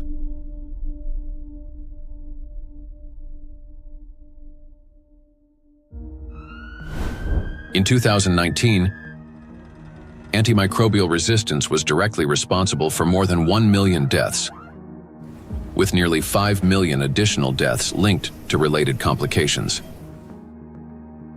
Studies in 2025 show that plastic helps bacteria develop resistance to antibiotics, driving a crisis that medicine is increasingly unable to control. Why? Because plastic is the perfect platform for bacterial growth. On its surface, they easily form biofilms, a dense protective layer shielding bacteria from sunlight, drying out, immune system attacks, and, most importantly, from antibiotics. Just like viruses, bacteria can survive on plastic longer than on other materials, sometimes for 3 days or more. This makes microplastic an efficient carrier of dangerous microbes through water, soil, and food. Paul Dabzak, PhD in water chemistry and microbiology, researcher at Center for Research in Exact Sciences and Engineering at the Bolivian Catholic University San Pablo, notes that the presence of biofilms on microplastics makes them even more dangerous. In the laboratory, we study how microplastics interact with metals and microorganisms. We observe that microplastics can adsorb metals through both physical and chemical sorption processes, and that this ability increases in the presence of bacterial biofilms that develop on the surface of the particles. These interactions depend on the type of plastic and the size of the particles, which alters their electrostatic charges. This causes microplastics to act like a magnet, attracting even more contaminants to their surfaces. In laboratory conditions, researchers from Boston University found that when bacteria come into contact with microplastic, they activate a special metabolic process linked to electron transfer. Simply put, plastic particles can share electrons with bacteria, acting as a kind of power bank for them. This process is called extracellular electron transfer. It gives bacteria extra energy, which first of all, makes them stronger, helps them divide faster, mutate, and build resilient multi-layered biofilms that block antibiotics from penetrating. Secondly, this extra energy directly accelerates antibiotic resistance. What's worse, even after plastic was removed from the experiment, bacteria retained their new properties. They mutated, became more resistant, and continued forming strong biofilms on other surfaces, even without plastic support. This means plastics may accelerate the rise and spread of the so-called superbacteria that are resistant to drug treatment. According to WHO estimates, by 2050, antimicrobial resistance will claim 10 million lives every year. Meanwhile, new antibiotics are being developed far more slowly than bacteria evolve. So think about this. Charged microplastics not only help bacteria to survive, but they also enable them to mutate into superbacteria that are resistant to antibiotics. This discovery reshapes our perspective on plastic pollution because we now understand that the problem is far more alarming than we have previously believed. And each year, the threat of antibiotic resistance is growing. In many countries, standard drugs are already losing their effectiveness, and even common infections are becoming increasingly difficult to treat. If this trend continues, antibiotics could soon become entirely useless. Micro and nanoplastics affect the respiratory system. The inhalation pathway of micro and nanoplastics is especially dangerous because plastic particles carrying an electrostatic charge can reach not only the lungs, but also travel directly into the brain through the olfactory pathway. Chinese researchers have estimated that in just 2 hours outdoors, an adult can inhale up to 106,000 microplastic particles, and a child about 73,000. Given the lower body mass of children, the concentration of inhaled microplastics per kilogram is on average 4 times higher in children than in adults. Once inside the respiratory tract, micro and nanoplastic particles carrying an electrostatic charge trigger a chain of destructive reactions in every cell of the bronchi and lungs. They cause oxidative stress and chronic inflammation, leading to severe consequences such as the onset and worsening of bronchial asthma, progression of chronic obstructive pulmonary disease, pulmonary fibrosis, in which healthy lung tissue is replaced by scar tissue, and an increased risk of malignant tumors of the respiratory tract. In a study conducted in 2021, microplastics were found in 13 out of 20 lung tissue samples. In patients with respiratory diseases, particles were found in every sample of throat phlegm. What's more, plastic fibers have been discovered in malignant lung tumors. According to the World Health Organization, lower respiratory tract infections remain the world's deadliest infectious disease and rank among the top 5 leading causes of death. Cancer of the trachea, bronchi, and lungs ranks 6th among the leading causes of death. Micro and nanoplastics disrupt the functioning of the heart and blood vessels. Cardiovascular diseases are the leading cause of death worldwide. Despite tremendous efforts by the scientific community to develop and introduce innovative treatments, both the incidence and mortality from these diseases continue to rise. How do micro and nanoplastics damage the heart and blood vessels? The main thing electrostatically charged nanoplastics do is they destroy the mitochondria inside our cells. The heart is one of the body's most energy-demanding organs, and it's the mitochondria, the energy producers, that give it the power for every single beat. And when mitochondria start to malfunction, the heart literally stalls. It no longer has enough energy to maintain a normal rhythm or strong contractions. Heart attacks and strokes remain the world's leading causes of death among all diseases. In this context, it's especially alarming that scientists have found micro and nanoplastics inside atherosclerotic plaques, dense deposits within arterial walls that narrow the vessels and can obstruct blood flow. When a vessel becomes constricted or a clot forms, blood circulation to the heart or brain is disrupted, sharply increasing the risk of a heart attack or stroke. Research shows that when microplastics are present in carotid artery plaques, the risk of these life-threatening events and fatal outcomes rises by 4.5 times. Micro and nanoplastic particles trigger blood clot formation. When micro and nanoplastics enter the bloodstream, they don't simply drift there passively. Because of their electrostatic charge, plastic particles stick to vessel walls and attract blood proteins and cells. These coated particles damage the endothelium, the ultra-thin layer of cells lining the inside of blood vessels. The endothelium is like an intelligent shell of the vessels. It regulates their dilation and constriction, controls blood clotting, and protects against inflammation. However, under the influence of micro and nanoplastics, this system breaks down, leading to chronic inflammation and an increased risk of thrombosis. In addition, electrostatically charged microplastics can interact with blood cells, platelets and red blood cells, disrupting their normal behavior. Under normal conditions, red blood cells carry a negative surface charge called the zeta potential, which keeps them from sticking together and allows blood to flow freely, even through the tiniest capillaries. But when exposed to microplastics, this charge decreases. Red blood cells begin to clump together, blood viscosity rises, and clot formation starts. As a result, clots appear in the vessels, obstructing blood flow, which is especially dangerous for the brain, heart, and eyes. This consequently increases the risk of chronic fatigue, vision disorders, hypertension, heart attack, and stroke.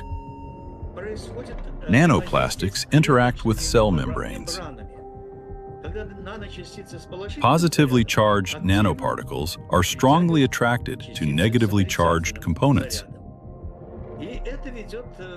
leading to disruption of membrane integrity, for example, in red blood cells, platelets, and endothelial cells.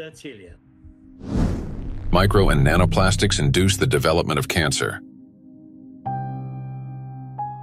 The rise in cancer rates worldwide is absolutely frightening. I think it's very legitimate to call it an epidemic.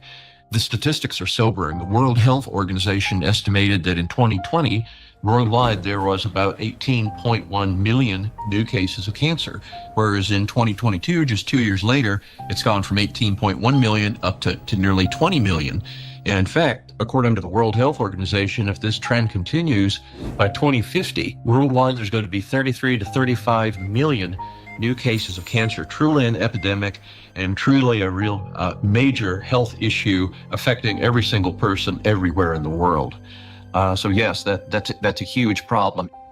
For a long time, cancer was considered a disease of old age, the result of accumulated DNA mutations, weakened immunity, and years of exposure to carcinogens.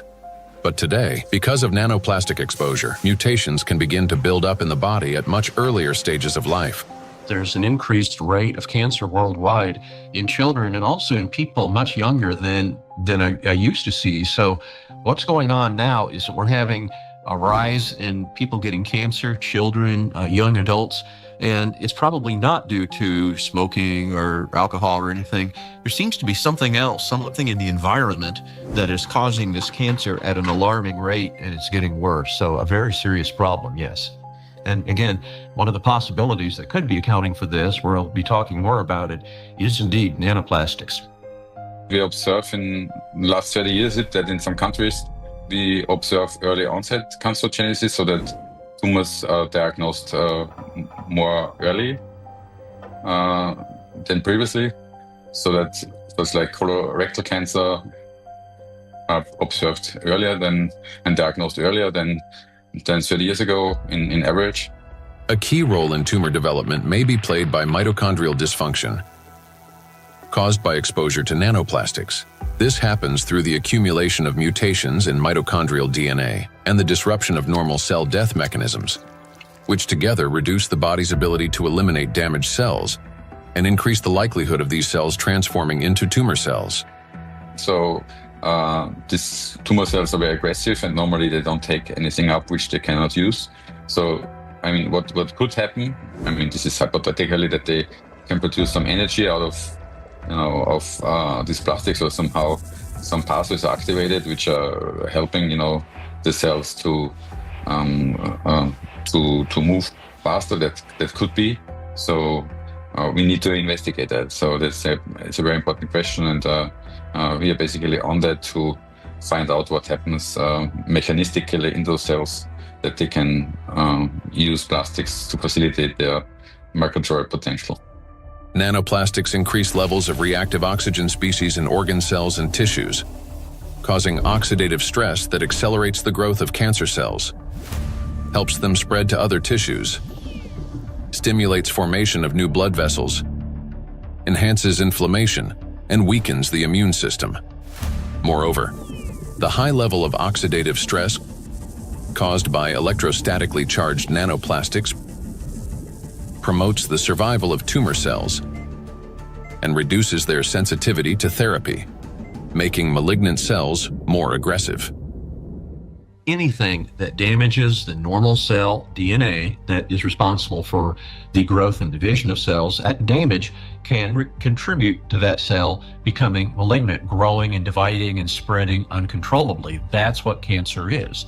And that is certainly a concern about the effect of nanoplastics. And then above and beyond that, because nanoplastics affect so much of the cell's function, the oxygenation, the ability of a cell to function, above and beyond that, I'm concerned as a doctor that treats cancer that nanoplastics may be reducing the effectiveness of our cancer treatments. I'm a physician that treats cancer with radiation therapy, so I am concerned about nanoparticles adversely affecting the use of radiation therapy to control cancer.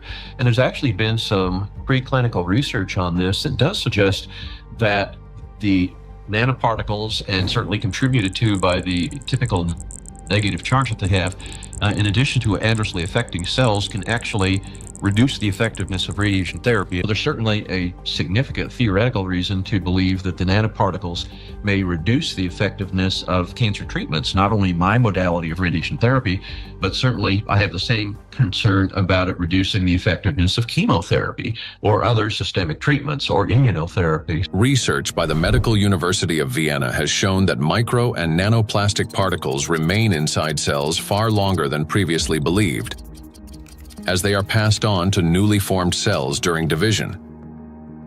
In addition, there are also early indications that these plastic particles may play a role in tumor metastasis. So that's one of the problems, that the tumor grows very quickly and then also disseminates. And what we observed is that these particles are kept by the cells even after cell division, and then they are helping the cells to migrate quicker, so they can move quicker. And that's a property which we also observe in tumor cells when they are in the body, so that they can move to other places and even metastasize. And so we have to assume that also in the body, that these tumor cells can basically use those plastics to proliferate and move around in the body. When I came to this plastic topic, I thought myself, that this is, we introduce here material which is potentially toxic, potentially accumulating over the years, over the decades of the centuries, so maybe for a very long time, affecting our health, but also the evolution. I not only mean the cancer evolution of how cancers originate, but even the evolution of new species and the evolution of the whole ecosystems. Nanoplastics affect every system in the human body. They act as a trigger, setting off a cascade of processes that lead to serious illnesses, all because of their electrical charge. Today, we know that nanoplastics play a significant role in the development of conditions that have become the leading causes of death worldwide. It may seem that the humanity has already faced its greatest threats: antibiotic resistance, autoimmune and neurodegenerative diseases, and cancer. Yet, there is something even more frightening than disease itself. Imagine living an ordinary life, feeling healthy, full of energy, going to gym, delivering a presentation, meeting friends. But then, a moment later, one suddenly dies. The body stops functioning as if someone has switched the lights off. Is there a link between MNPs and sudden death syndrome? Sudden adult death syndrome remains one of the most troubling and unexplained medical mysteries. A person may show no signs of illness, yet their life ends abruptly, leaving doctors and loved ones without an answer to the question, why? According to the World Health Organization, sudden arrhythmic death claims about 5 million lives worldwide every year. In Europe and the US, it accounts for up to 20% of adult deaths from cardiovascular disease. Traditionally, the main causes have been hidden heart conditions, coronary artery disease, arrhythmia, cardiomyopathy. But in recent years, researchers' attention has increasingly been drawn to a new risk factor: exposure to micro and nanoplastics. In order to understand how nanoplastics can trigger processes that can lead to sudden death, let's recall what they can do. As we know, the most destructive property of nanoplastic is the electrostatic charge on its surface, which allows these particles to interfere with the transmission of electrical impulses between cells and distort the signals that coordinate the function of organs and the body as a whole. And because this same electrostatic charge can also disrupt mitochondrial function in every cell, leading to energy deficiency, inflammation, and ultimately cell death, the greatest danger arises in the most energy-consuming organs, the brain and the heart, where such disruptions can trigger sudden death syndrome. Our brain controls breathing and heart function through precise electrical impulses. If nanoplastic blocks or distorts these signals, the heart can cease to beat or breathing can stop. And this breakdown is not sudden. It results from a gradual accumulation of disruptions. That is, the signals from the brain's cardiovascular center become increasingly distorted and unstable, step by step, impairing the transmission of electrical impulses within the heart muscle. While this initially appears as arrhythmias, the heart beating too fast, too slowly, or irregularly, these malfunctions worsens and eventually reach a critical threshold, at which point the rhythm collapses and the heart stops. To those nearby, it may seem instantaneous, but in reality, the failure has been long developing over time. A similar process affects breathing. Signals from the brain's respiratory center, under the influence of nanoplastics' electrostatic charge, become progressively more erratic. After the critical threshold is crossed and the brain's commands can no longer get through, breathing stops entirely. In other words, sudden death is the final outcome of a gradual dysregulation of the heart and breathing, a process that silently progresses until it crosses a point of no return. And while we go about our daily routines making plans for the future, nanoplastics continue to damage our bodies cell by cell, day after day. It is terrifying to realize how severely nanoplastics affect the human body. Even more disturbing is the fact that we cannot control our exposure to them. Nanoplastics enter our bodies constantly through the air we breathe, the water we drink, and the food we eat. This has already become our everyday reality. Today, we know that nanoplastics can disrupt the control centers in our brains for breathing and heartbeat, causing arrhythmias, bronchospasm, and pulmonary edema, which can result in sudden death. Yet, what's more alarming is how little we still know. Research on nanoplastics has only just begun, and we're only starting to grasp the true scale of this threat. But make no mistake, everything you have heard so far isn't science fiction. These are actual biological mechanisms triggered by electrostatically charged nanoplastics. They attack every system of our body, contributing to chronic illnesses and even causing a sudden death. But their impact reaches beyond the current generation. These nanoplastics are already affecting our children and even our ability to bring new life into the world. Micro and nanoplastics destroy reproductive health. Current scientific evidence strongly indicates that mitochondrial dysfunction may be a root cause of infertility in both men and women, as well as negatively affecting conception, pregnancy, and embryonic development. For men, fertility depends on producing a sufficient number of healthy sperm cells that not only survive, but also possess adequate motility and the necessary energy to reach and fertilize an egg. That energy comes from mitochondria, which provides the ATP required for sperm movement. When mitochondrial function, however, is damaged or becomes unstable, sperm motility decreases, and even shape and structure of sperm cells can be altered, directly reducing the ability to conceive. From 1973 to 2018, the global sperm count in men declined by more than 60%.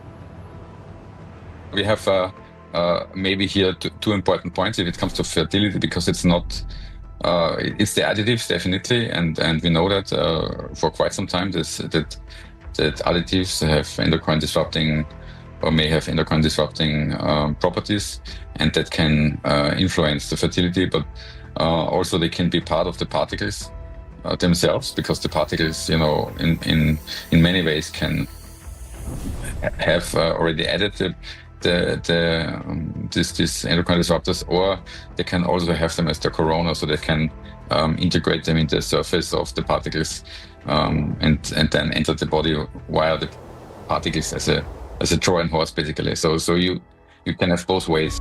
In studies conducted by Chinese scientists, microplastic was found in every semen sample. Its impact on sperm cells is both rapid and destructive. Within just 30 minutes of exposure, mitochondrial function is disrupted and DNA damage begins. This reduces sperm viability and makes conception nearly impossible.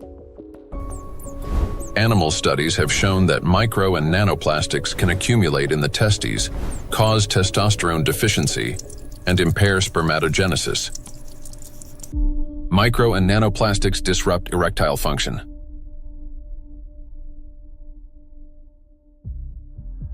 Insufficient testosterone production can lead to infertility, reduced libido, erectile dysfunction, and in adolescence, delayed sexual development. Producing testosterone requires large amounts of energy in the form of ATP. Even small amounts of electrostatically charged nanoplastic entering the mitochondria can disrupt their function and decrease ATP production. This, in turn, can lower testosterone levels by 60 to 70%. Such a drop impairs blood flow in the corpora cavernosa, the structures of the penis responsible for erection. As a result, this leads to erectile dysfunction and ultimately to impotence. In addition, electrostatically charged nanoplastic interferes with nerve impulse transmission, which means that even in a state of sexual arousal, an erection does not occur. This has been confirmed by research from Anhui Medical University in China. In animals with chronic microplastic intoxication, erectile function was impaired after just 1 month. Results of a national study in Japan showed that erectile function and sexual activity are declining among the younger generation. Every third man in Japan, which is about 14 million individuals, suffers from erectile dysfunction. Moreover, young Japanese men, particularly those aged 20 to 24, exhibited decreased sexual desire, weak erections, difficulty reaching orgasm, and low levels of sexual satisfaction. In fact, the prevalence of erectile dysfunction in the 20 to 24 age group was 26.6%, which is almost equal to the 27.8% observed in men aged 50 to 54. This alarming trend is not confined to Japan only. Global research confirms that symptoms of erectile dysfunction affect up to 75% of men worldwide, showing that this condition is widespread and can impact men of any age in any region. In 1995, more than 152 million men worldwide suffered from erectile dysfunction. According to scientists' estimates, within 30 years, this number will approximately double. So think about it. If just one signal fails, the movement will not occur, a thought will not form, and an emotion will not arise. The same is true even for the most intimate aspect of human life. Everything depends on the precise coordination between neural and vascular connections. And it is this delicate connection that charged nanoplastics disrupt. Erectile dysfunction is no longer a rare condition. It has become a widespread reality, with symptoms now observed in 75% of men worldwide. Imagine jumping with a parachute that has 75% chance of not opening. Would you take that leap? That's how most of men feel today. The situation with female fertility is no less alarming. A 2025 study revealed the presence of microplastic particles in the follicular fluid of ovaries in 14 out of 18 women, with an average of more than 2,000 particles per milliliter. These data indicate that micro and nanoplastic particles can cross the blood follicle barrier. After entering the ovaries, micro and nanoplastic particles affect the egg cell and disrupt key mechanisms essential to the health of the female reproductive system. One of the most critical of these mechanisms is mitochondrial function. Each egg cell contains between 100,000 and 600,000 mitochondria, and the energy they produce is vital at every stage, from egg cell formation and maturation to fertilization, and the subsequent growth and development of embryonic tissues. Mitochondrial dysfunction caused by exposure to nanoplastics can impair egg cell maturation, reduce the likelihood of successful fertilization, and even lead to developmental arrest of the embryo. Accumulation of nanoplastics in reproductive organs can be one of the main causes of infertility. According to the World Health Organization, today, about 17.5% of adults, that is, about 1 in 6 people in the world, face infertility. Given the global spread of plastic pollution, Professor of Environmental Medicine and Reproductive Health, Dr. Shanna Swan predicts that by 2045, the world's population may become completely infertile. Micro and nanoplastics affect the emergence of life. During pregnancy, a woman's body creates ideal conditions for the growth and protection of the fetus.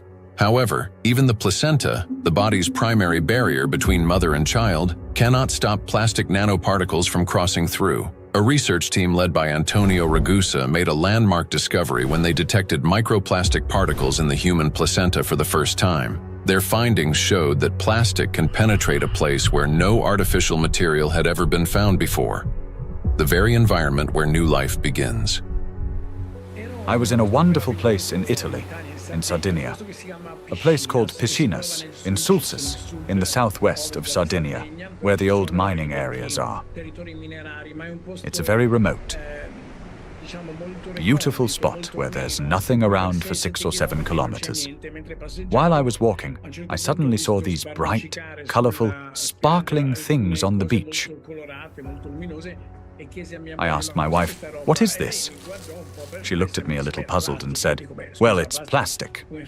I said, "Plastic? How could plastic get here when there's nothing for 7 or 8 kilometers in any direction?" She looked at me again, with an expression that made it clear how little I understood, and said, "It comes from the sea, of course." And that's when something clicked in my mind. If plastic can spread through the ocean and end up in such untouched places, then it could also reach the inside of the womb, and so inside the bodies of babies. Naturally, from that intuition, I started pursuing this line of research. I'm a gynecologist. I help deliver babies. So I knew about plastics as much as everyone else, until a certain point. But I began reading and studying, and I reached out to some scientists who worked with microscopes. One of them was a brilliant professor working on the opposite side of Italy, in the Marsh region. She used a Raman microscope. A Raman microscope allows you to examine tissues and determine whether they have plastics inside them. Now we call it plastics, for simplicity. But of course, the term plastics covers a wide range of materials. There are dozens and dozens of different plastics. Let's say they are tiny pieces, polymers, that is, infinitely repeated tiny pieces of certain materials that we use every day, throughout the day. So we sent placentas to this professor, and she did an excellent job. She was able to locate and identify plastics inside placentas for the first time. The article we published in 2021 caused a bit of a scandal because the idea of plastics inside the placenta, inside our babies, was shocking to people. Because the plastic we find in the oceans is the same plastic we ultimately find in children. Micro and nanoplastics affect a child in the womb.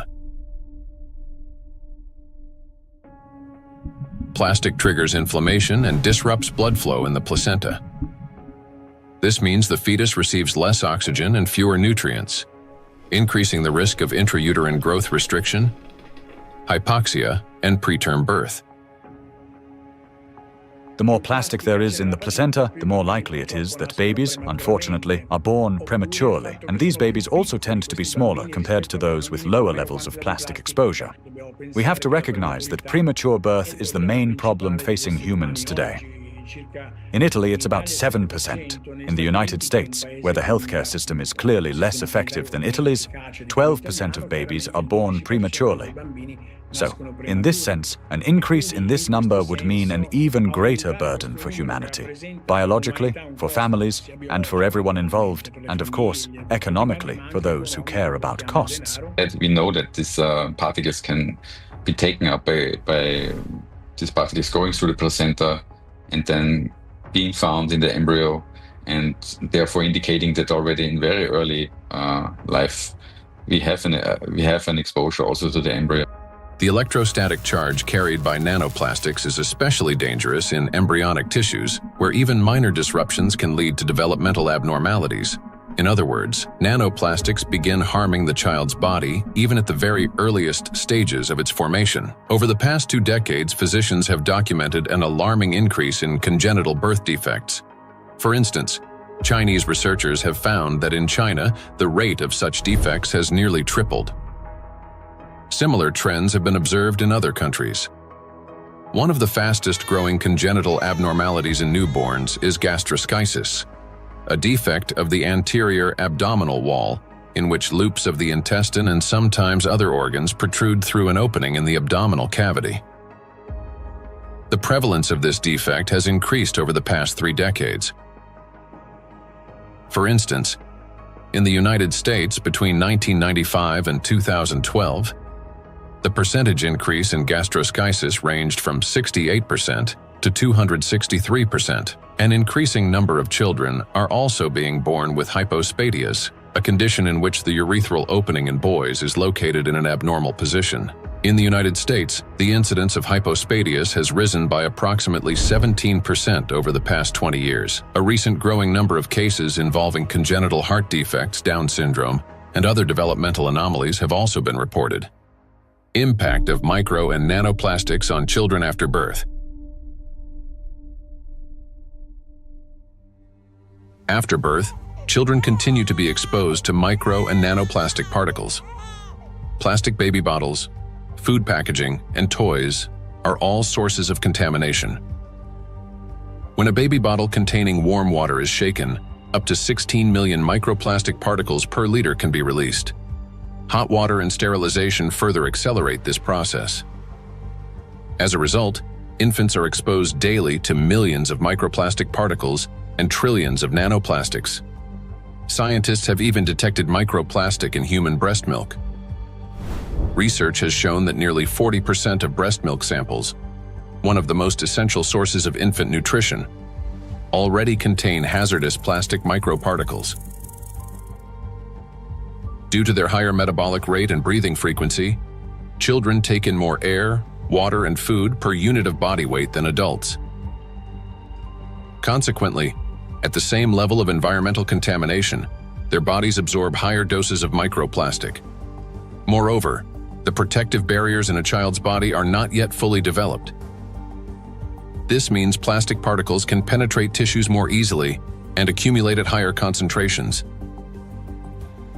For example, in children under 2 years of age, the ethmoid bone is not yet fully formed, and its openings are wider, allowing plastic particles to pass more easily through the olfactory nerves directly into the brain. Plastic is an infiltrator, and it's mainly children who are affected by it. In our scientific article that drew a lot of attention and was widely cited, we called them cyborg babies, meaning babies who are made of organic material, but also inorganic material like plastic. These babies are smaller. They generally have smaller brains, and very few end up with lower levels of plastic in their bodies. They're not completely free of it, since plastic is everywhere, but with lower levels of plastic. Because of the electrostatic charge of micro and nanoplastic particles, as well as the presence of bisphenols and phthalates, the endocrine and reproductive systems of children are particularly vulnerable. These substances interfere with the formation and development of the reproductive organs, potentially leading to infertility later in life. Given scientific projections that by 2045 humanity could face widespread infertility, children born after 2020 may have a high likelihood of being unable to conceive their own offspring. I have 2 little daughters, and for me personally, everything we have just heard is terrifying.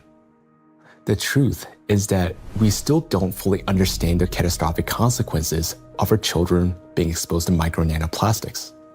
Or, as Dr. Ragusa put it, they have become cyborg children. We're only beginning to grasp the full scale of this reality. And it is truly heartbreaking to look at small children and realize that they may never be able to have children of their own. Not to mention that their lives are already at risk today. The immune system is also at risk. In early childhood, it is still learning to distinguish between friends and foes. Exposure to microplastics can disrupt this process, increasing the risk of allergies, eczema, food intolerances, and even autoimmune diseases. But it also has long-term consequences by which cell programming determines diseases that will then manifest themselves when a person reaches adulthood. That is, at 40 or 50 years of age. And these are diseases that are currently overwhelming, if not outright damaging, our world. They're the so-called non-communicable diseases: obesity, hypertension, diabetes, and metabolic syndrome. A child's brain is especially vulnerable in the first years of life, a critical period of rapid nervous system development when neurons are formed and complex neural connections are established. However, electrostatically charged nanoplastic can interfere with these delicate processes by inducing inflammation, damaging immature nerve cells, and impeding their development. As a result, memory, attention, and learning abilities may be impaired, and emotional instability can arise. Over time, this may manifest as anxiety, learning difficulties, and episodes of aggression. In addition, studies indicate a potential link between exposure to micro and nanoplastic and the development of autism spectrum disorders. Given the breadth of damage that electrostatically charged micro and nanoplastics can inflict on the human body, the scientific community may need to examine their possible role in the rapid rise of autism more closely. For me as a father, it is heartbreaking to realize how truly defenseless our children are. Micro and nanoplastics start affecting them from the very moment of conception, persist throughout fetal development, and continue their impact after birth. Unfortunately, the illnesses that we have already discussed are not the only conditions that micro and nanoplastics can trigger in children. According to statistics, Sudden infant death syndrome is among the leading causes of mortality in infants under 1 year old. This is when a seemingly healthy baby dies unexpectedly, and the cause remains unknown even after all examinations. The number of such tragedies is rising rapidly. In the United States, for example, the number of sudden infant deaths has increased by 12% between 2020 and 2022. It is unbearably tragic when there's no way to protect a child. Micro and nanoplastics and sudden infant death syndrome. Since nanoplastics can cause chronic inflammation in any tissue they penetrate, they can disrupt the formation of neural connections even before birth, including in the regions of the fetal brain that control breathing and heart function. After birth, the damaging influence of electrostatically charged nanoplastics continues. An infant's nervous system is still developing and remains highly unstable. Therefore, even minor disturbances in signal transmission can lead to respiratory or cardiac arrest. These very functions are often impaired in infants who die from sudden infant death syndrome. Moreover, when micro and nanoplastics damage mitochondria, the affected cells begin producing less energy. To compensate for this deficit, they increase the number of copies of mitochondrial DNA and expand their population of mitochondria. Studies have shown that children who died from sudden infant death syndrome had a significantly higher number of mitochondrial DNA copies in their cerebral cortex compared with control groups, suggesting that this number may serve as a biomarker in cases of sudden infant death syndrome. Thus, exposure to micro and nanoplastics may be a key factor in the development of sudden infant death syndrome, as well as in a range of pathologies that contribute to premature infant mortality. We're unable to protect ourselves, and worst of all, our children from the effects of micro and nanoplastics.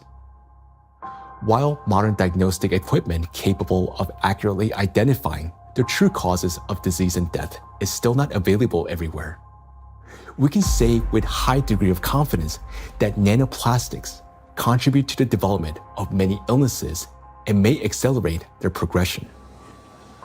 In those rare cases where detailed postmortem examinations were conducted, researchers have found significant amounts of micro-nanoplastic particles precisely in the affected organs and tissues.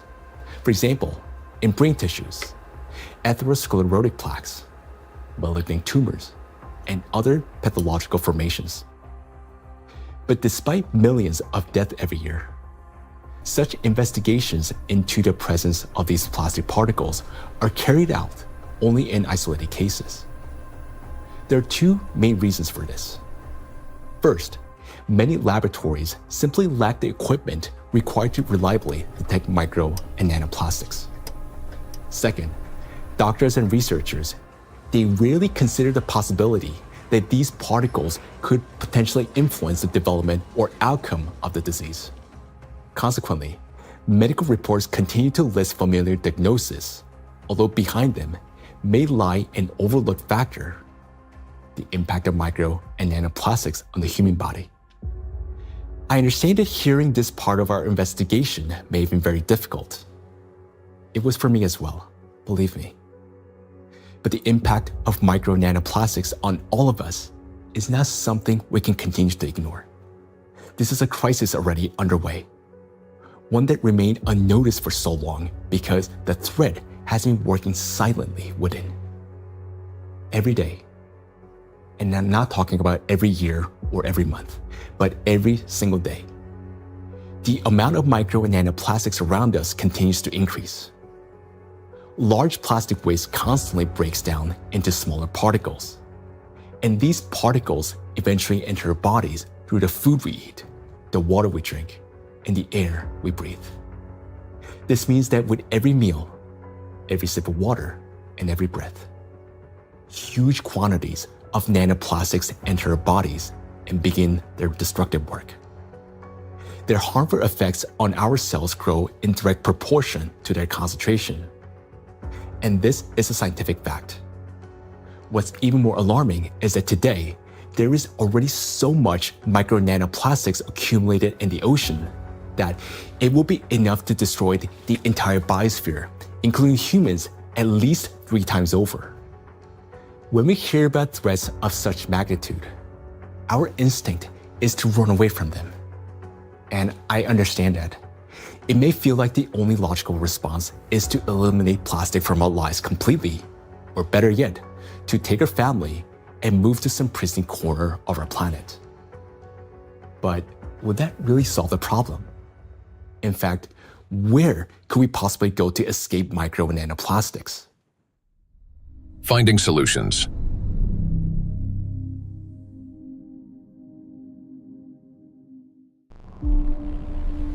Exclusion zones. One of the essential things is the environment we live in, and plastic is one of the most important factors shaping it. Micro and nanoplastics have now infiltrated every corner of the planet, yet their distribution is far from uniform. Some regions accumulate especially high concentrations of plastic particles, and nowhere is this more pronounced than in the oceans. Each year, roughly 11 million tons of plastic waste enter the ocean. The equivalent of an Eiffel Tower made entirely of plastic plunging into the sea every 8 hours, or about 1,100 such towers annually. Initially, these towers consist of bottles, bags, fishing nets, and other plastic garbage. Over time, under the influence of sunlight, waves, and weathering, they fragment into billions of invisible killers, micro and nanoplastic particles. According to research, about 95% of small debris less than 5 millimeters in size is composed of plastics.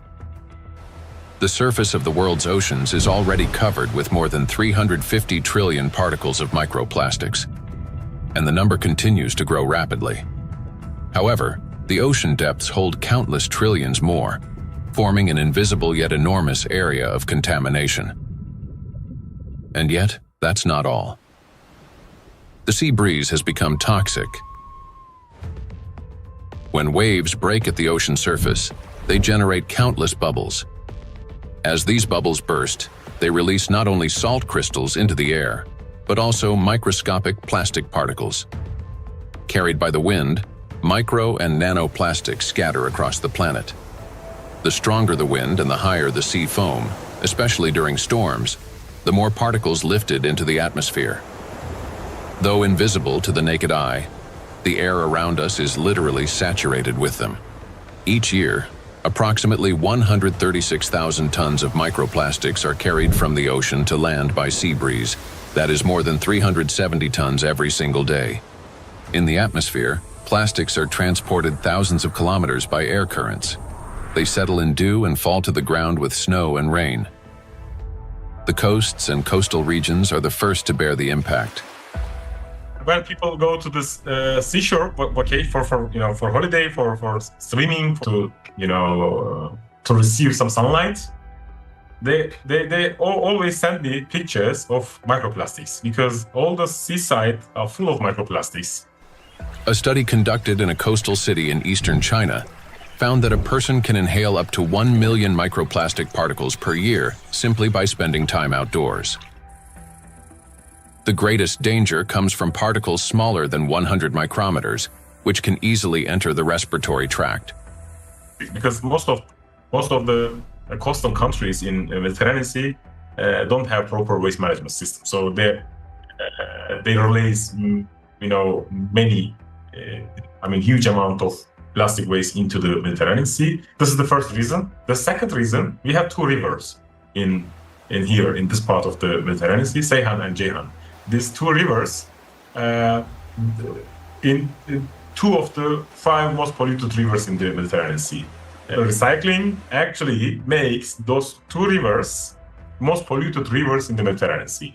They carry more than 5,000 tons of plastic waste into Mediterranean Sea every year. It's too much. And also, the coastline in the Turkish coast has pollution like 31 kilogram per kilometer per day.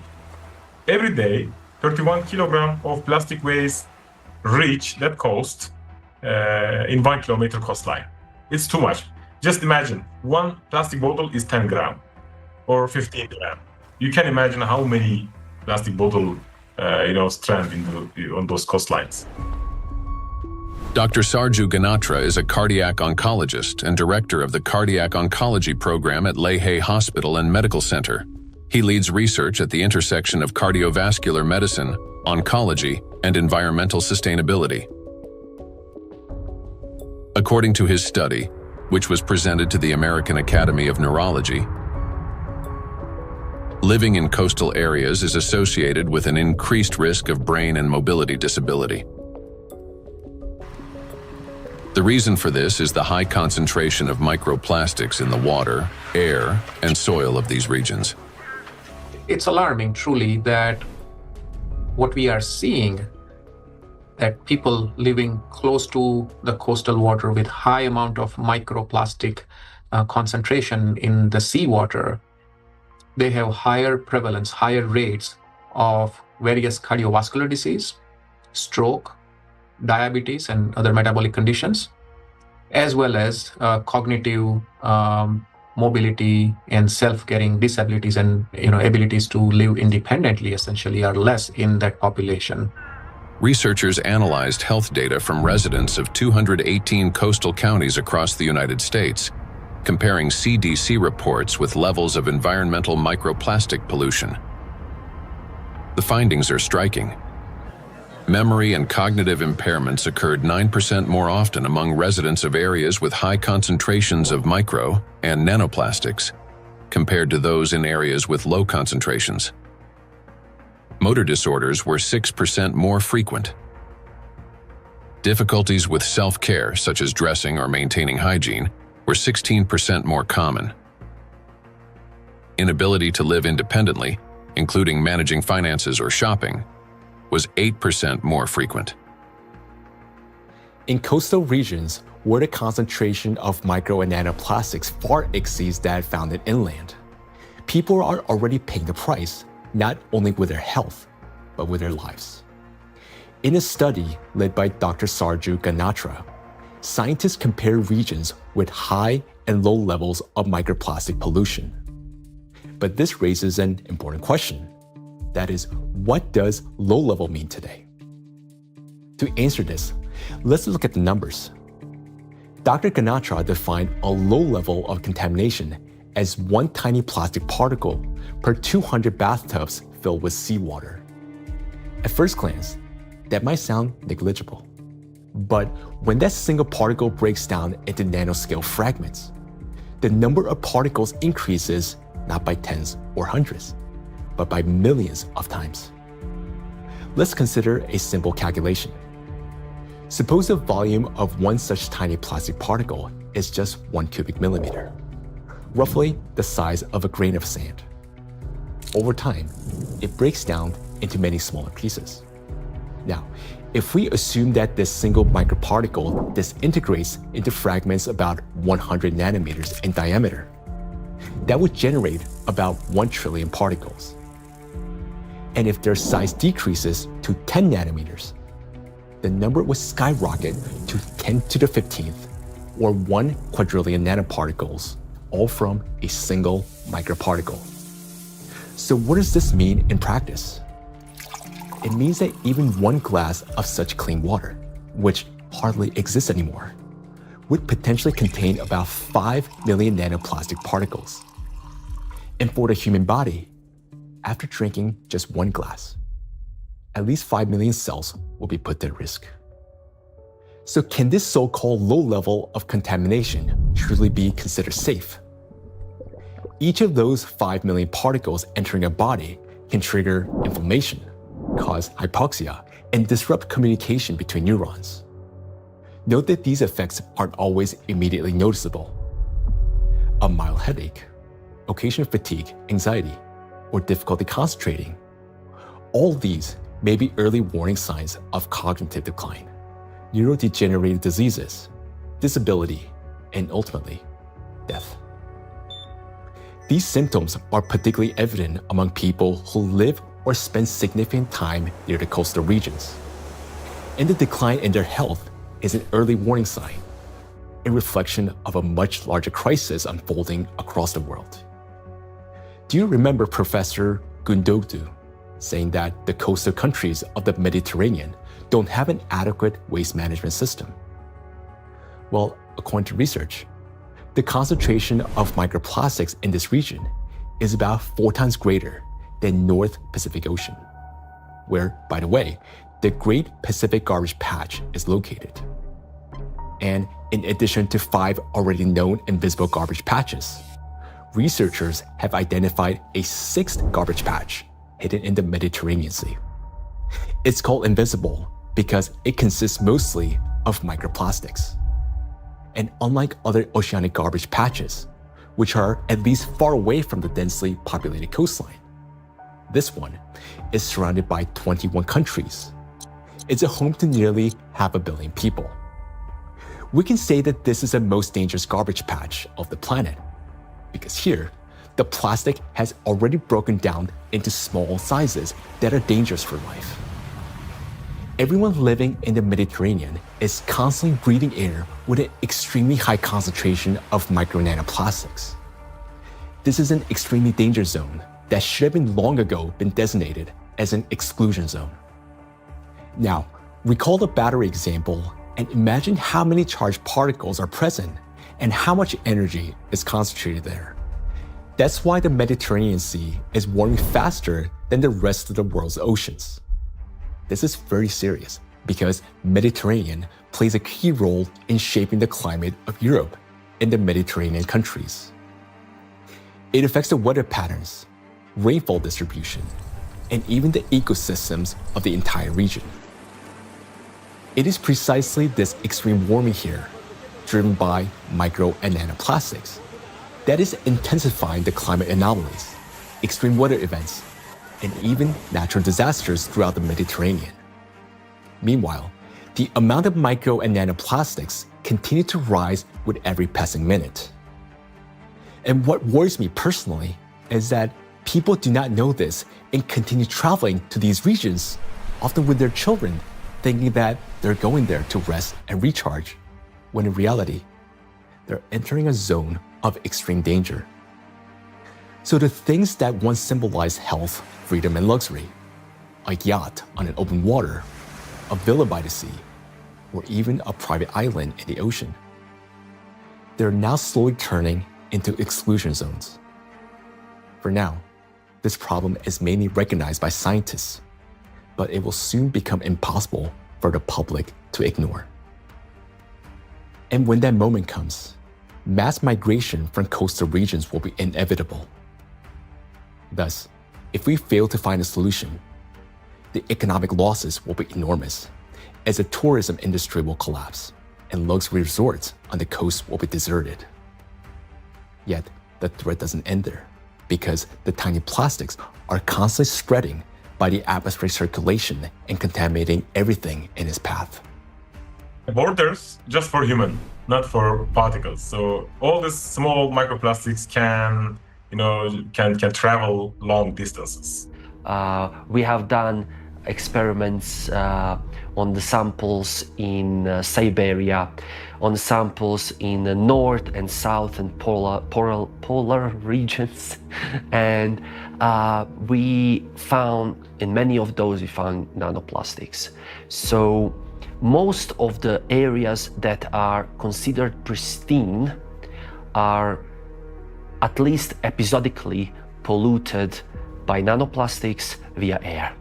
We measure around 20 nanograms per cubic meter of air on average. And this is pristine and clean air, and you think it is nothing here, but it's actually almost always something. Today, forests are also at risk of becoming exclusion zones, as they've already turned into massive reservoirs of micro and nanoplastics.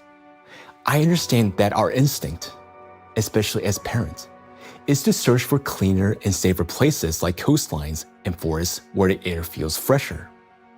But the paradox is that these very places have already become some of the most dangerous environments for human life. Let me give you an example. In a large city, an adult may inhale up to 106,000 microplastic particles during a 2-hour walk. Yet, in areas near the bodies of water, that number far exceeds that, and those 2 hours may be enough to trigger a cascade of diseases, whereas for some individual, a fatal outcome. It is important to understand that when a single micro or nanoplastic particles enters a cell, it destroys more than just that one cell. After the cell dies, the plastic particle is not eliminated from the body. It continues to move throughout the body, damaging other cells and triggering a chain reaction of destruction. This process is endless because plastics, as we know, can recharge and retain electric charge. The more microplastics enter a body, the faster this destruction spreads cell after cell, organ after organ. And time becomes critical here because our body has limited resources to fight this damage, while nanoplastics, they're not expelled. Instead, they continue to accumulate in ever-increasing quantities, destroying us from within. Nanoplastics are perfect killers not only of humans, but of the entire biosphere, and it's impossible to hide from them anywhere. They're literally pushing us out of the world we once knew. Micro nanoplastics are already affecting our planet as well as the climate. And moreover, they're intensifying already devastating natural disasters and contributing to the worsening geodynamic crisis. Climate and plastic in a single cycle of destruction. The world ocean is the largest system of our planet. It regulates climate and serves as the main source of oxygen. The ocean and the atmosphere form a single, interconnected climate system. Water has a remarkable ability to absorb and store immense amounts of heat, increasing its temperature only gradually. The accumulated heat is then evenly redistributed across the planet and transferred to the atmosphere. This property of the ocean to efficiently dissipate heat from the Earth's interior protects the planet from extreme temperature swings and helps stabilize the climate. But massive contamination of the oceans with micro and nanoplastics is disrupting this finely tuned mechanism. Electrostatically charged plastic particles bind water molecules, forming hydrate shells around themselves. This alters the physical and chemical properties of ocean waters.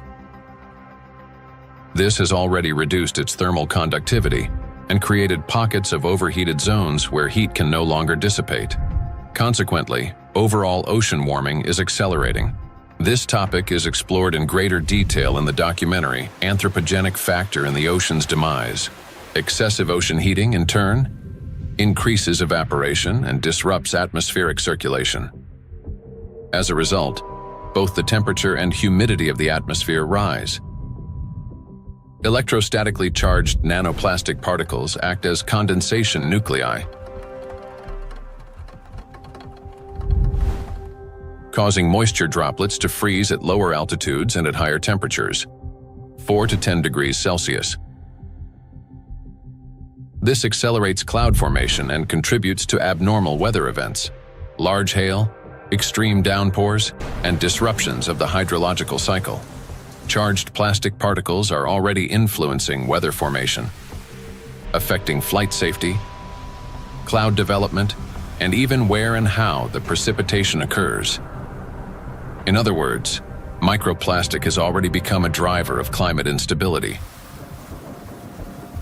We know what particles doing in the air, they produce clouds. If we have a particle in the air, the water vapor sits on these particles and forming clouds. So therefore, we want to understand how much nanoparticles influence the formation of clouds. And therefore, of course, in the alpine region, it can trigger the cloud formation and so also thunderstorm or extreme weather events. When you have a big storm event, many micro and nanoplastics get released from the environment when they have been trapped in the soil, in the riverbeds, on their surfaces and things like that, and get mobilized in the air. So you then after storm you have even more pollution. This process sustains itself, creating a feedback loop. ocean warming increases water evaporation. Even more nanoplastic rises into the air with the vapor, and even more energy accumulates in the atmosphere, further heating the ocean. According to data, every degree of warming increases air humidity by 7% and lightning frequency by at least 12%. Thus, more heat, more moisture, more plastic in the air, more lightning, and the cycle continues endlessly. Observed trends indicate that this energy buildup is accelerating exponentially.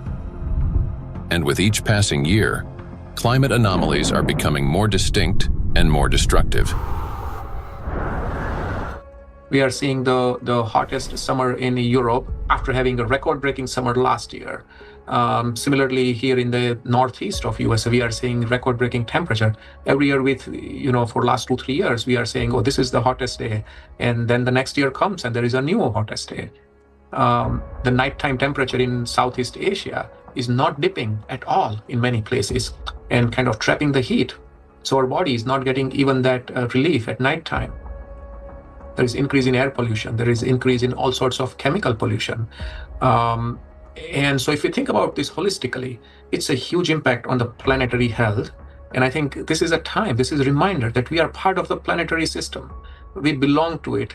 We are not separate from it. And until we think holistically, I think, we'll define one issue, we'll define one threshold, we'll continue to go after that, maybe even solve it scientifically.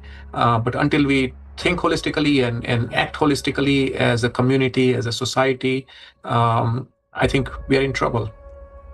We have reached a critical point where it's no longer possible to solve the climate crisis without simultaneously addressing the plastic pollution, and vice versa.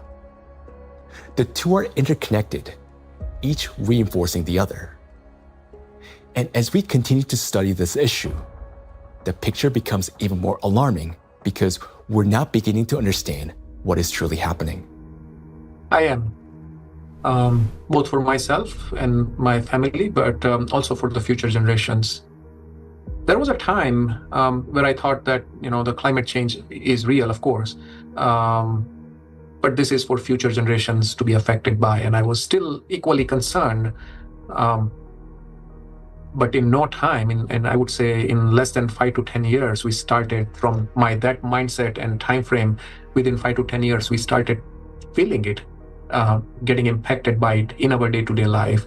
And so it's more concerning than ever before, and the timeline, which was predicted previously, has shortened exponentially.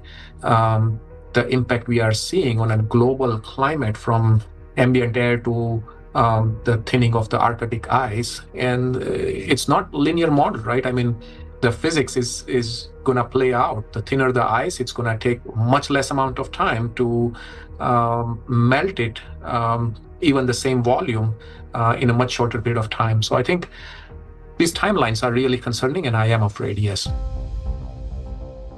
Indeed, many signs indicate that our planet's energy balance has been disrupted, and natural processes are intensifying exponentially.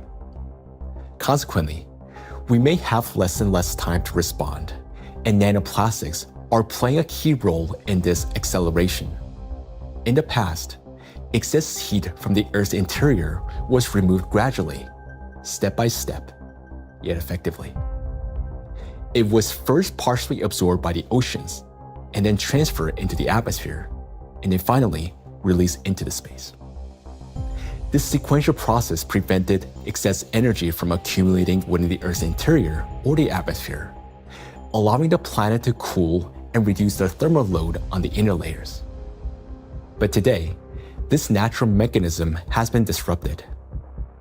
Nanoplastics no longer merely affect the climate, but they also exacerbate the geodynamic crisis and intensify natural disasters by obstructing the release of heat from our planet's interior.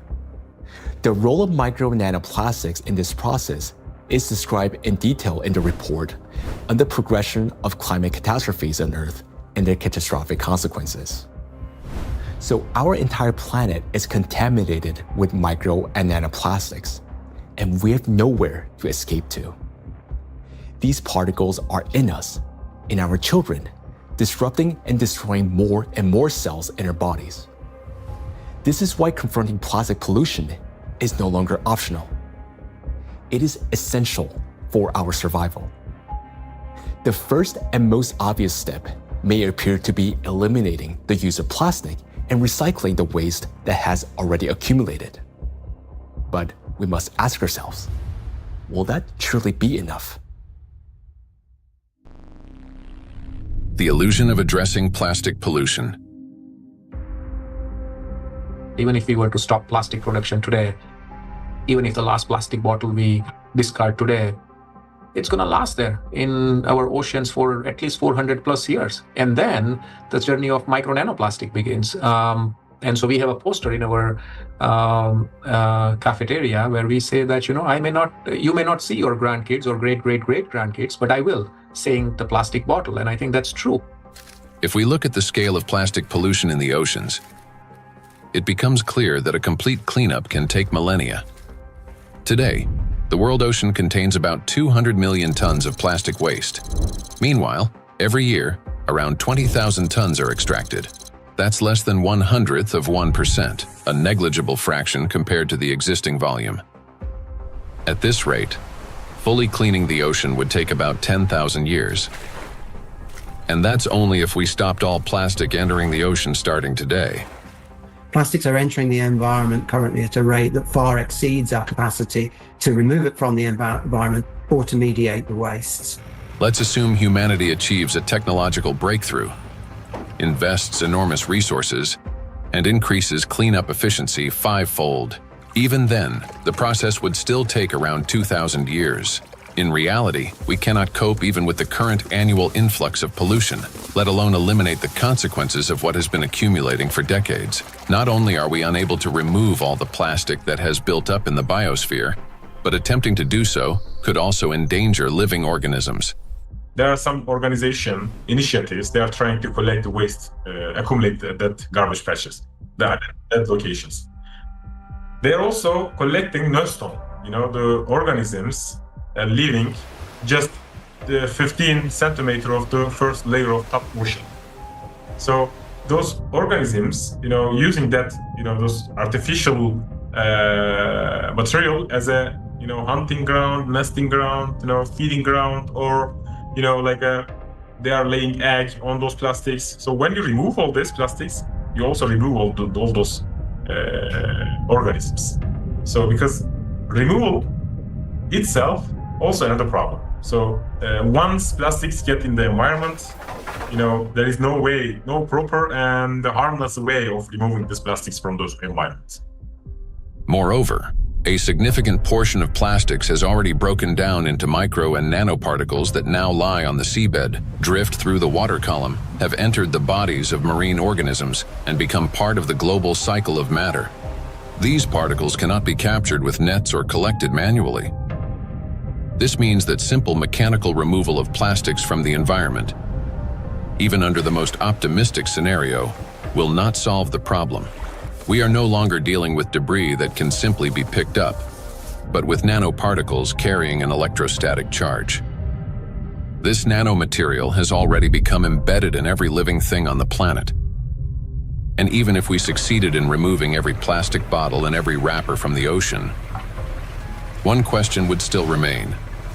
What happens next? We still do not have a safe method for disposing of the mountains of plastic waste we would collect. There's mismanaged waste on land all around the planet in informal dump sites. Some waste has been incinerated, some of it commercially in incinerators that may or may not have appropriate screens and filters to collect associated chemicals that might be released. But of course, a lot is burned in open burning scenarios in countries that are not wealthy enough to own the appropriate waste management facilities to deal with the plastic waste that is exported to them by other nations. And then some of it, of course, will have gone into so-called recognized waste management systems, but which might include burying it beneath the ground in landfill, where, of course, it could return to present problems in the future, or indeed incinerating it in commercial incinerators. But depending on the quality of incinerator, of course, there's concerns about the emissions from those incinerators. Burning plastics, whether in backyard fires or industrial incinerators, does not solve the problem. It merely transforms them into a more dangerous form. When heated or burned, large plastic items break down into micro and nanoplastics that disperse into the air, settle onto surfaces, and enter water and soil with precipitation. The apparent disappearance of plastic in flames is an illusion. Burning simply accelerates the fragmentation of plastic into the tiniest particles many times over, into the very micro and nanoplastics that pose the greatest danger to human health. And it is precisely these electrostatically charged particles that can penetrate deep into the body, including the brain and other cells, where they trigger a wide range of diseases. When you put plastic in a recycling facility, at first they will shred big plastic to generate flakes and small pieces of plastics, and then during that shredding, they also use for washing. They have to wash to remove some unwanted material on plastics. During that washing, material lose many. The huge percentage of the total mass. So those lost material will go to the wastewater stream. Recycling activities, practices, feeding microplastic pollution in the waterways. A simple and regular recycling facility can generate billions microplastics and then release into the either wastewater stream or waterway. And unfortunately, what I see with some of the things that are claimed to be a solution is that they're not necessarily properly tried or tested before they're put into the market, and there may then be potential for unintended consequences. Pyrolysis. At first glance, it looks like a technological miracle. We take plastic waste, heat it to 800 degrees Celsius without oxygen, and obtain fuel. Instead of piles of garbage, we get gas, liquid, and a small carbon residue. Sounds promising, doesn't it? But this technology has a flip side, an invisible and far more dangerous one. During high-temperature decomposition, plastic does not simply disappear. Pyrolysis is accompanied by emissions of dioxins and furans, some of the most toxic substances on the planet. They are carcinogenic, disrupt the endocrine system, and can accumulate in human tissues. They are hazardous even at low concentrations. Even if you manage to obtain 600 liters of liquid fuel from 1 ton of plastics, the price of such fuel is a threat to human health and life. By relying on such disposal methods, we're only accelerating the transformation of plastics into an invisible, yet far more dangerous form. Let me remind you that the amount of micro and nanoplastics present in the ocean alone is already more than enough to destroy our entire biospheres, including the humankind 3 times over. Meanwhile, microplastics continue to disintegrate, generating vast amounts of nanoplastics. Recall Dr. Kenner's example. A single microplastic particle can fragment into billions of nanoparticles. And with countless microplastics already present everywhere, constantly breaking down into even smaller fragments, this process is driving the destruction of humanity and of everything around us. Today, many people have started turning this crisis into a business, inventing all sorts of methods that supposedly remove microplastic from the body. And people are willing to pay large sums for these treatments. But the real question is, do they actually work? False hope. Today, in healthcare and even in some scientific circles, there's growing discussion about alleged methods to cleanse the human body of microplastics. A variety of approaches are being promoted, including plasmapheresis, hemosorption, mechanical filtration devices, dietary adsorbents, and so-called natural supplements claiming to detoxify the body. At first glance, it all sounds reasonable. If there's something toxic in the body, it should be removed. But the truth is that these methods don't actually solve the problem. I don't think any scientifically proven techniques exist to filter out the micro nanoplastic from the blood. It gets deposited in the organs themselves, which is not really something you can filter out by sending the blood to some filtration machine. Nanoplastics have already penetrated inside human cells. They are not just circulating in the bloodstream like an unwelcome guest you can simply escort out. They have become part of the body's internal environment. Yes, we can cleanse the blood with sorbents or filter plasma. But how effective can such procedures truly be?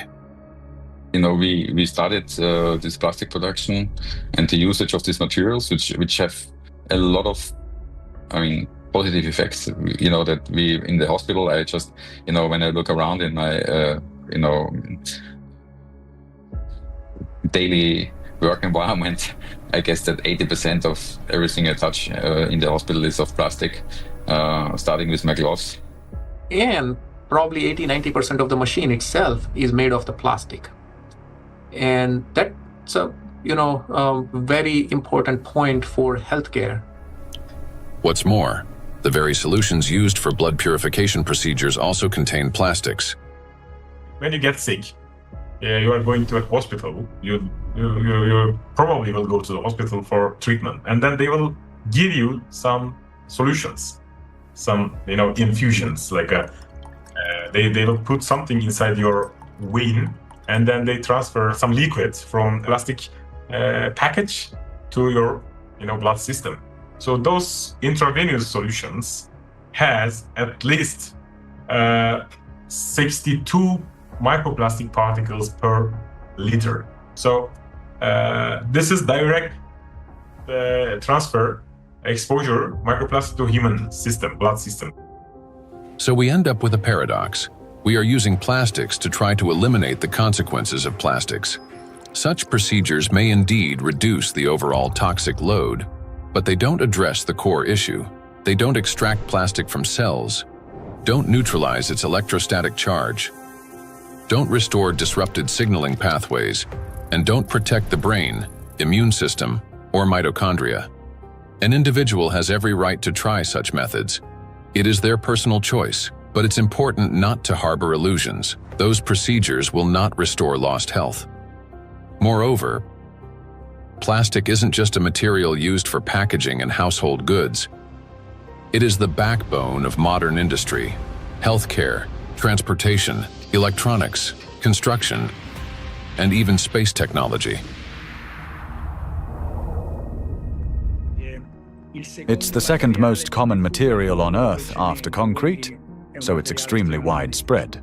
I think going forward, it's going to be really important that we retain the important uses of plastic, because plastics are not here the enemy.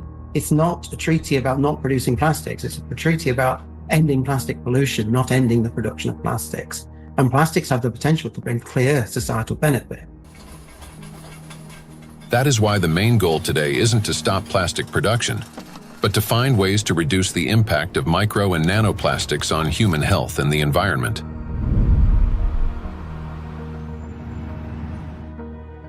Creating false hope is extremely dangerous. It arises from a misunderstanding of reality and from basic ignorance. We must remember that the most dangerous plastic particles are those small enough to penetrate our cells. And once micro and nanoplastics enter our cells, they cannot be filtered out or removed. They become part of the body and slowly destroy us from within. The most serious problem is that we have no control over how much of this material enters us. Nanoplastics can even penetrate the skin, for example, when we swim in the sea or lie in the sun. And what can we do about nanoplastics that, once inhaled, travel directly to the brain and begin destroying neurons? Nanoplastics are among the most dangerous substances for the biosphere and for all life, including humanity. Yet, abandoning plastics altogether will be senseless because doing so would cause enormous global losses. Synthetic polymers, including plastics, form the backbone of countless modern industries, from medicine and nanotechnology to flexible electronics, neuromorphic hardware for AI, aerospace structures, automotive manufacturing and construction. Their versatility, ease of shaping and processing, compatibility with other nanomaterials, and scalability have made them the foundation of our modern progress. The solution, therefore, is not to eliminate plastics, but to ensure that they no longer threaten life. And the real path forward begins with understanding precisely what makes nanoplastics so dangerous.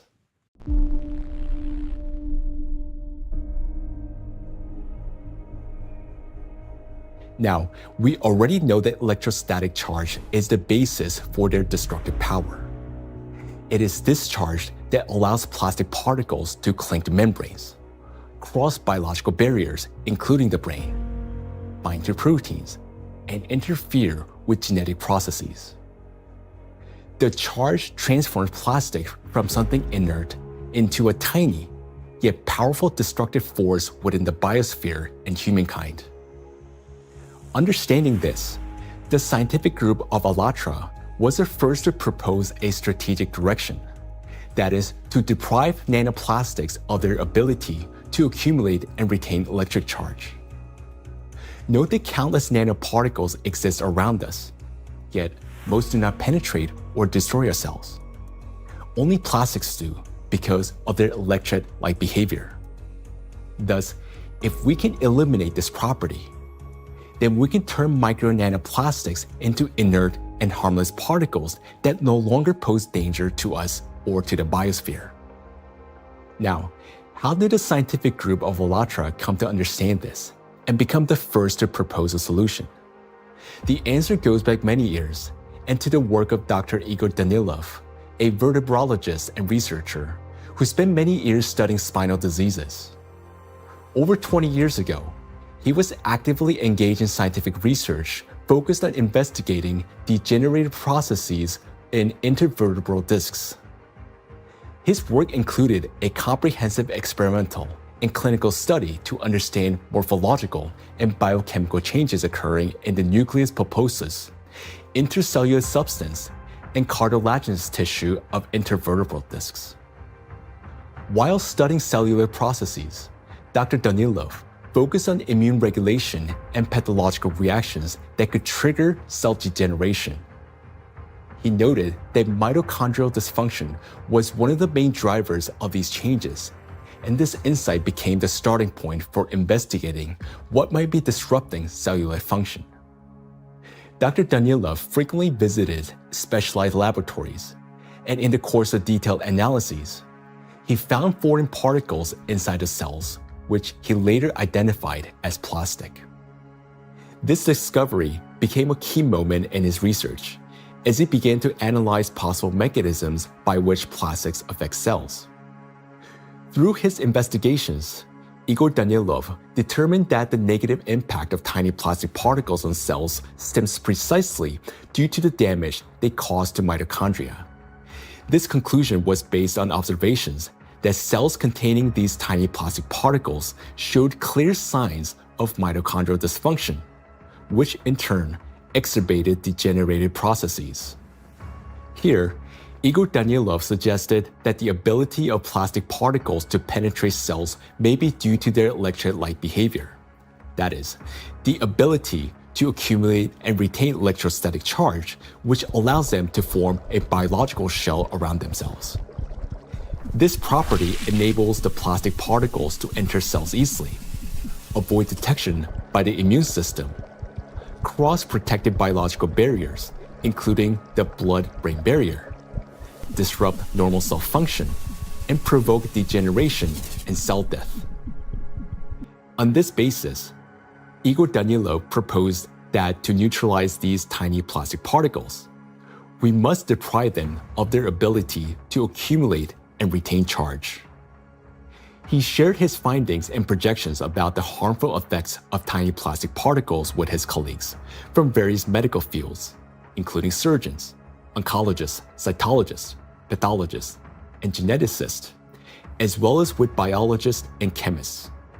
Soon after, these specialists confirmed his alarming observation that these plastic particles do accumulate in critical organs in the body, such as the brain, heart, intestines, endocrine and reproductive organs, where their presence can disrupt organ function and destroy our health.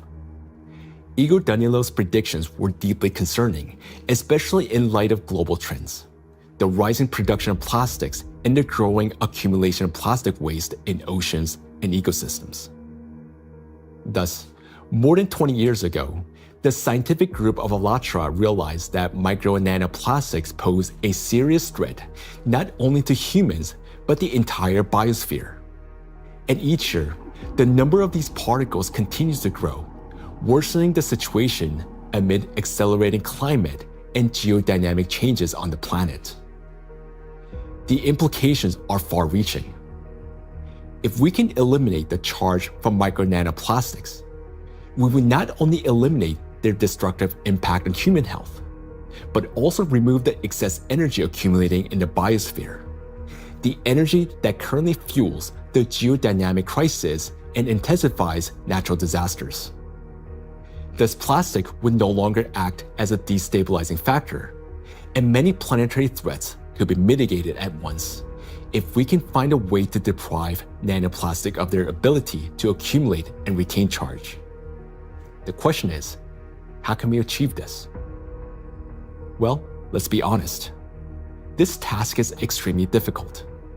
It will not be enough to simply figure out how to neutralize the electrolyte behavior of these tiny plastics in a test tube. We must learn how to achieve this for every micro and nanoplastic particles already present in the biosphere, including those inside the human body, and do so without harming people or nature. Given the unprecedented scale of this challenge, solving it will require collaboration among experts across many disciplines: biophysics, nanotechnology, molecular toxicology, material science, and medicine. Plastic pollution is not a narrow environmental issue. It's a systemic global challenge that affects health, safety, natural resources, the stability of our civilization, and life itself. 20 years ago, the scientific group of ALLATRA already recognized the danger of micro and nanoplastics and identified the underlying principle of how they could be neutralized. But to this day, we haven't found a way to achieve it. That is why ALLATRA calls for unification of the world's scientific potential, a message that is unfortunately often misunderstood. Uniting scientists doesn't mean locking them all in one giant laboratory until they find a solution. Rather, it means fostering open international collaboration where experts from different fields freely share knowledge and work together toward a common goal. It's about aligning research methods, promoting open data exchange, developing compatible monitoring tools, and making coordinated policy decisions. The scientific community has already proven that such collaboration is possible when humanity unites around a common goal. Consider the Human Genome Project. Hundreds of institutions across dozens of countries, operating under unified data standards, achieved a breakthrough that transformed the course of science and medicine. In the same way, addressing the plastic crisis will require global cooperation, a collective effort to protect both ourselves and our planet. The ALLATRA International Public Movement actively supports the initiative of Pope Francis, Laudato Si', which seeks to raise the awareness of the importance of protecting our common home, the planet Earth. It is very important to emphasize that Laudato Si' is far more than just a call to care for nature. It is a practical and scientifically grounded guide, a roadmap for transforming our world and creating a better world for future generations. The encyclical provides a clear direction toward a sustainable future, uniting ecology, climate justice, and humanity's shared responsibility for protecting our common home. The ALLATRA movement, fully embracing these principles, views Laudato Si' as a powerful catalyst for global cooperation in addressing environmental and social challenges, and preserving the delicate balance of our planet. Cardinal Peter Turkson, the Chancellor of the Pontifical Academy of Sciences, is widely recognized for his dedicated work in ecology and social justice. Thanks to his educational efforts and tireless advocacy, the encyclical is widely disseminated worldwide as a practical guide for safeguarding our planet. It is a great honor for us to introduce Cardinal Peter Turkson, who will speak about the efforts being made to promote the encyclical Laudato Si and to put its principles into practice. So, question is, how can we get Laudato Si to be widely read? Of course, it's a book that is there. I have presented it at the United Nations. I have presented it at UNESCO in Paris. I presented it at Davos World Economic Forum. So I've talked about Laudato Si in several environments. I've also had a chance to present it even in university groups. Ohio State was the first group that wanted to hear about Laudato Si. And since then, I've been in Dayton, I've been in San Diego. And therefore, to get Laudato Si well known, we decided to create what we call Laudato Si Action Platform, which identified, in fact, 7 actors of Laudato Si. So churches means churches, mosques, synagogue, all places of worship, places of studies, basic university type of studies, educational centers, offices and factories. So we identified these 7 groups and say, okay, follow a team for 7 years and see what you get. Okay, all of that was to popularize the content of the encyclical Laudato Si and to encourage and enable people to put it into action or practice. So it's not just something written, but something that is actionable. And 10 years now, okay, this is 2025. Laudato Si was published in 2015. It's difficult to identify or talk about places we still have not heard of it. Personally, and from the point of view of our force, we've had occasion to kind of talk about this to different audiences and constituencies, but I still would not say that because of that it's known worldwide and by everybody and for everybody. We've tried our best and we'll continue to talk about it. And Pope Francis, to give this a big push, decided to create what they call Borgo Laudato Si. Over here in Rome, another initiative to get it known has been the development of what they call Laudato Si Diploma. There are various initiatives trying to do this. And the moment we get this established in universities, it attracts a lot of young people. And so, it becomes an occasion to spread knowledge of Laudato Si words.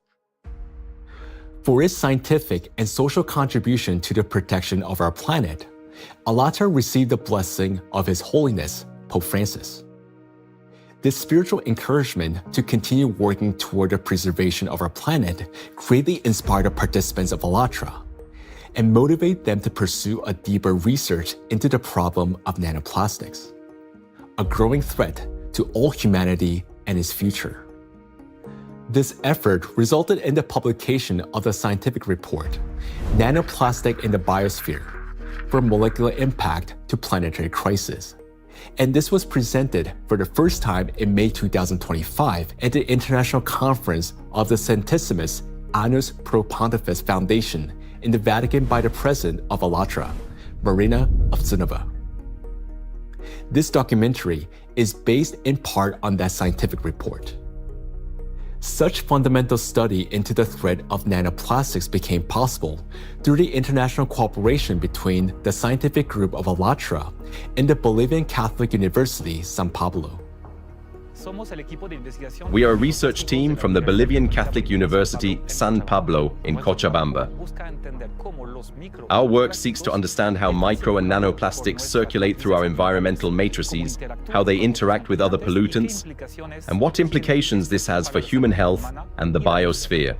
As part of the academic cooperation between the Bolivian Catholic University, San Pablo, and ALLATRA, we jointly prepared the report, Nanoplastics in the Biosphere, From Molecular Impact to Planetary Crisis. For the first time, a single document brings together comprehensive data on how micro and nanoplastics spread through the biosphere, enter food chains, and harm human health and ecosystems. The report is the result of an extensive interdisciplinary analysis that encompasses ecological, climatic, medical, physical, and chemical aspects of the harmful impact that micro and nanoplastics exert on the biosphere and human health. The global threats facing humanity require united international action. And today, we have a clear direction. Thanks to the scientific group of ALLATRA, we not only recognize a problem, but understand its underlying physical nature, the electric charge that gives nanoplastics their destructive power. By addressing this cause, that is, by removing that charge and disarming the killer, we can give the biosphere and ourselves a chance to prevail. So we must use the time we still have. And this is not an exaggeration. Our cognitive abilities are rapidly declining, and this is serious. It is a result of nanoplastics accumulating in our brains. You may already notice it in yourself and those close to you. Unless we act, it will only worsen year after year.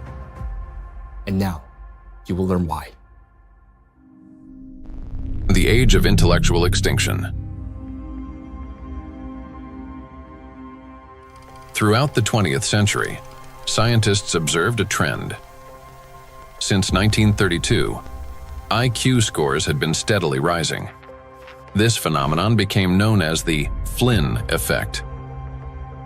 However, among generations born after the 1970s, the rise in IQ has reversed to a gradual decline. Mandatory IQ tests for military personnel in various countries show a decline in scores since the mid-1990s. According to another study conducted between 2006 and 2018 at Northwestern University, Americans showed a decline in IQ across 3 out of 4 cognitive areas. This decline in average IQ has been termed the reverse Flynn effect. In 2025, the scores of U.S. high school students on major math and reading tests dropped to the lowest levels ever recorded. Their average math score was the worst since the current version of the test was introduced in 2005, while reading scores were the lowest since testing began in 1992. Similar trends have been observed in other countries. The steady decline in IQ continues to this day.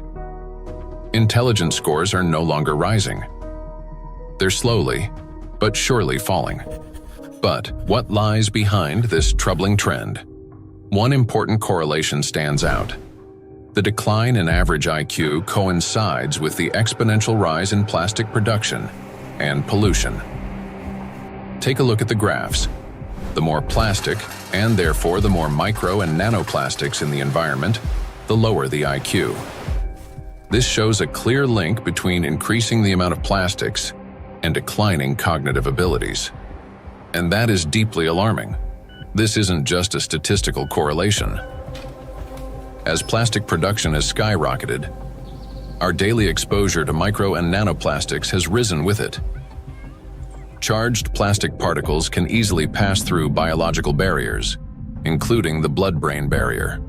Once inside the brain, nanoplastic particles accumulate not only in neurons, but also in glial cells, the very cells that nourish and protect neurons and help form neural connections. There are many more glial cells in the brain than neurons themselves. Electrostatically charged nanoplastic disrupts the function of glial cells, triggering inflammation and chronic stress, setting off a continuous cycle of destruction inside the brain itself. For the brain, chronic stress and inflammation are like a computer running on a critically low battery. When the battery is nearly drained but dozens of programs are still running, the system automatically switches to power-saving mode, shutting down energy-intensive applications to avoid overheating or freezing. Our brain works in a similar way. When stress and inflammation reach a critical point, the brain, like a computer, will eventually shut down its most energy-demanding regions to survive and conserve energy. The first to go offline is the prefrontal cortex, the youngest and most complex part of the brain. It's considered the control center, responsible for such essential functions as intelligence, behavioral regulation, and the ability to think logically, consistently, and rationally by comparing facts and drawing conclusions. The most dangerous part is that the shutdown of the prefrontal cortex happens silently, without our awareness, and we won't even realize it. The brain will switch to its basic survival programs. The ancient rapid response system, the limbic system, takes over. Its key structures, the amygdala and hypothalamus, trigger the fight, flight, or freeze reaction, fast, impulsive, and without time for reflection. These systems will still stay active for a while because the brain identifies them as critical for survival. As a result, rational decision-making gives way to panic. Creativity and intelligence are replaced by degradation and dullness. Empathy fades, replaced by indifference or aggression. Electrostatically charged plastic particles that enter the brain interact with neuronal membranes, activating microglia, and continuously fueling oxidative stress and chronic inflammation. Prolonged stress literally reshapes the brain. In the prefrontal cortex, the center of analysis and control, neural connections weaken and disintegrate. Similar changes occur in the hippocampus, the region responsible for memory and learning. Neural connections fade away, and the hippocampus deteriorates. In the amygdala, the centers of fear and anxiety, the opposite happens. Connections strengthen, anxiety and aggression intensify, and panic attacks may develop. The brain reorganizes itself. Instead of thinking and analyzing, it starts operating on instincts. In doing so, it loses the ability to recognize real danger and respond appropriately. This isn't a temporary reaction. It's a fundamental restructuring of the brain. The capacity for learning, cooperation, and rational decision-making declines. This may help explain global trends we see today in society. A decline in average intelligence, a rise in anxiety and depression, an increase in aggression, impulsivity, and issues in social relationships. As the amount of plastic in the environment continues to grow, the reverse Flynn effect will only become more pronounced. People won't just become less intelligent, they won't even realize it. They'll become captives of a reality distorted by their own brains. As a result, humanity will lose the ability to perceive the world, events, and even obvious threats adequately. They'll no longer be able to connect facts logically, and therefore will lose the ability to make sound decisions. That will mark the end of human thinking. Our cognitive decline is already underway. This is not a prediction, but reality. Plastics are making us less intelligent and less capable of responding to crises. They're damaging the regions of the brain that are responsible for memory, attention, problem solving, and creativity. The very abilities we urgently need to achieve scientific breakthroughs and to find a way to neutralize the threat posed by micro and nanoplastics. And we have very little time left to make the right decisions. Yet, the loss of intelligence is not the worst that awaits us. Prolonged exposure to micro nanoplastics and their accumulation in the brain that leads to gradual failure of even our most basic survival functions. In other words, we risk losing not only our ability to think, but our very ability to live. And if that sounds like an exaggeration, consider the bees. Because their body mass is much smaller, the concentration of plastics in their brains is much higher. They already live in the world that we are now rapidly entering. Microplastic can enter a bee's body through its thin cuticle, or along with food. and within just 72 hours, it reaches the brain. From there, as in humans, it triggers synaptic damage, neuroinflammation, cell death, and neurotransmitter disruption. The bee loses body mass, its metabolism slows, and its immunity weakens. Its sense of smell, memory, and navigation begin to deteriorate, and bees stop recognizing their own colony and can no longer find their way back to the hive. With prolonged exposure to nanoplastic, the damage becomes fatal. The bee's nervous system collapses under the strain, and some simply drop dead in mid-flight. Look at this photo. You can see the brain of a bee that has been penetrated by nanoplastics. This amount of nanoplastics was enough to cause serious cognitive impairment in the bee. What is a critical point beyond which, like the bee, we stop recognizing the world around us and die on our way home? If nothing changes, this is a future that awaits us. It's also important to acknowledge that there is no safe level of these chemicals in the body. So while the manifestation may take time at a lower doses, it is not immune, that at lower dose it's safe to have that. And why is it important? I think it's important for so many reasons, because as soon as we define the threshold, various special interest groups would argue to keep micro nanoplastic concentration below that level, whether it's in soil or in water or whatever that is. And what does that mean? Is that we are allowed to have some degree of micro nanoplastic in our sources, air, soil, water, and so forth. But it's a cumulative impact, we have to remember. It's not a particular threshold at any given point in time in the source of whatever we are consuming, but it's a cumulative impact in our brain. And we don't know that, honestly, because it's the factor of time there is going to be different for bee than for a young child who doesn't have a fully developed brain versus an adult brain. Let us recall that a single nanoplastic particle in the human body is not equivalent to one dead cell. After destroying one, the same particle does not stop. It continues traveling through the body, killing one cell after another. So even the tiniest amounts of nanoplastics will damage the brain. And that's why there's no such thing as a safe concentration. And there will never be. The only difference lies in the rate of destruction. That is, the more nanoplastics there are, the faster the process. These plastic particles destroy the biosphere and the cells within our bodies. They damage organelles and biomolecules, including mitochondria and DNA, leading to reduced energy production, genetic mutation, the breakdown of neural connections, and the disruption of brain signals that regulate our organs and vital functions.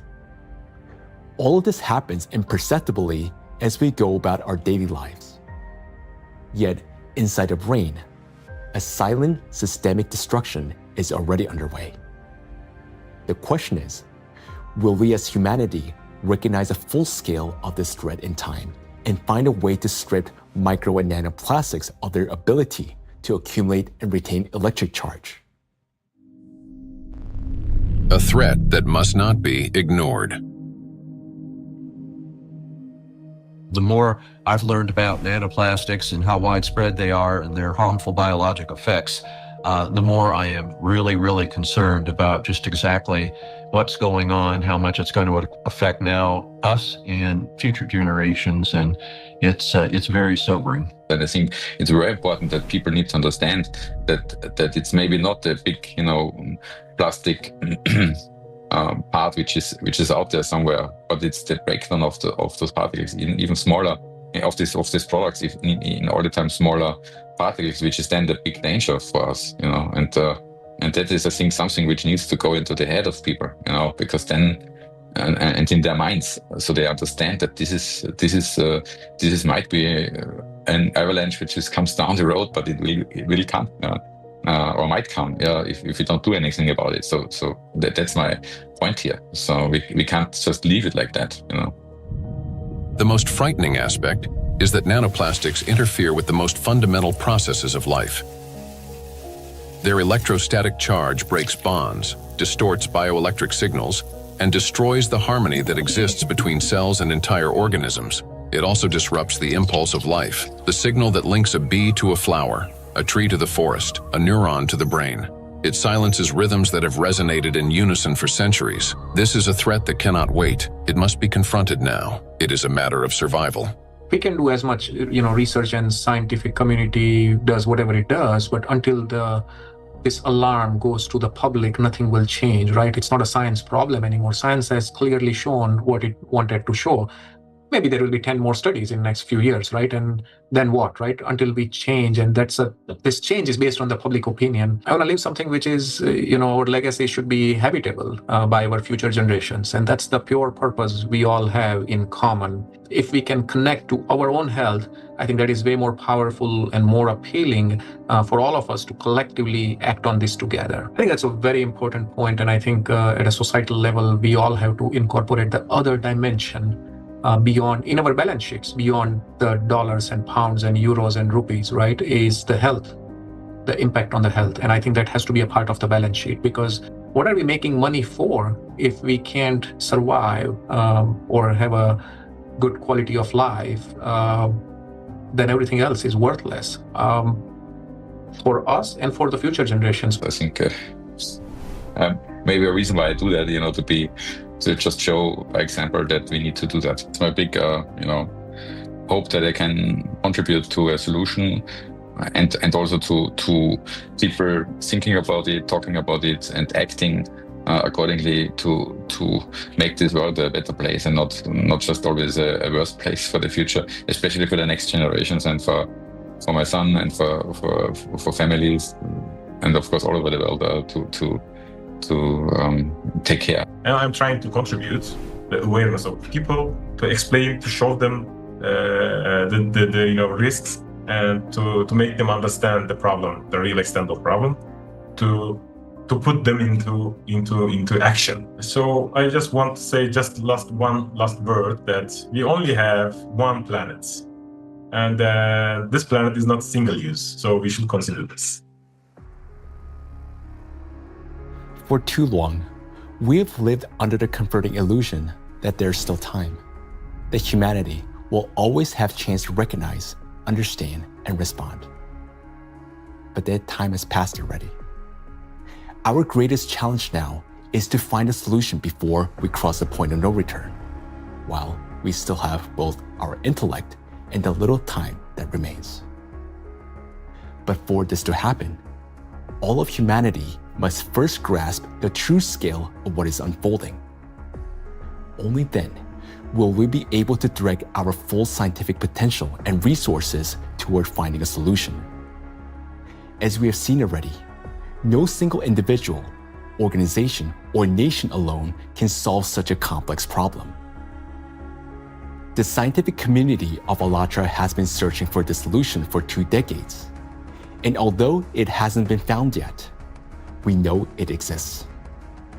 We understand that the answer lies at the intersection of physics, chemistry, and biology, which means that the solution is achievable, and finding it is essential for survival. Through years of research, we have come to clear understanding that the efforts of the entire global community must be united, and urgently. The challenge before us is enormous: to find a way to strip micro and nanoplastics of their ability to accumulate and retain electric charge across the entire biosphere, not just in a test tube or single organism. And to do so without harming humanity, the planet, or disrupting the Earth's magnetic field.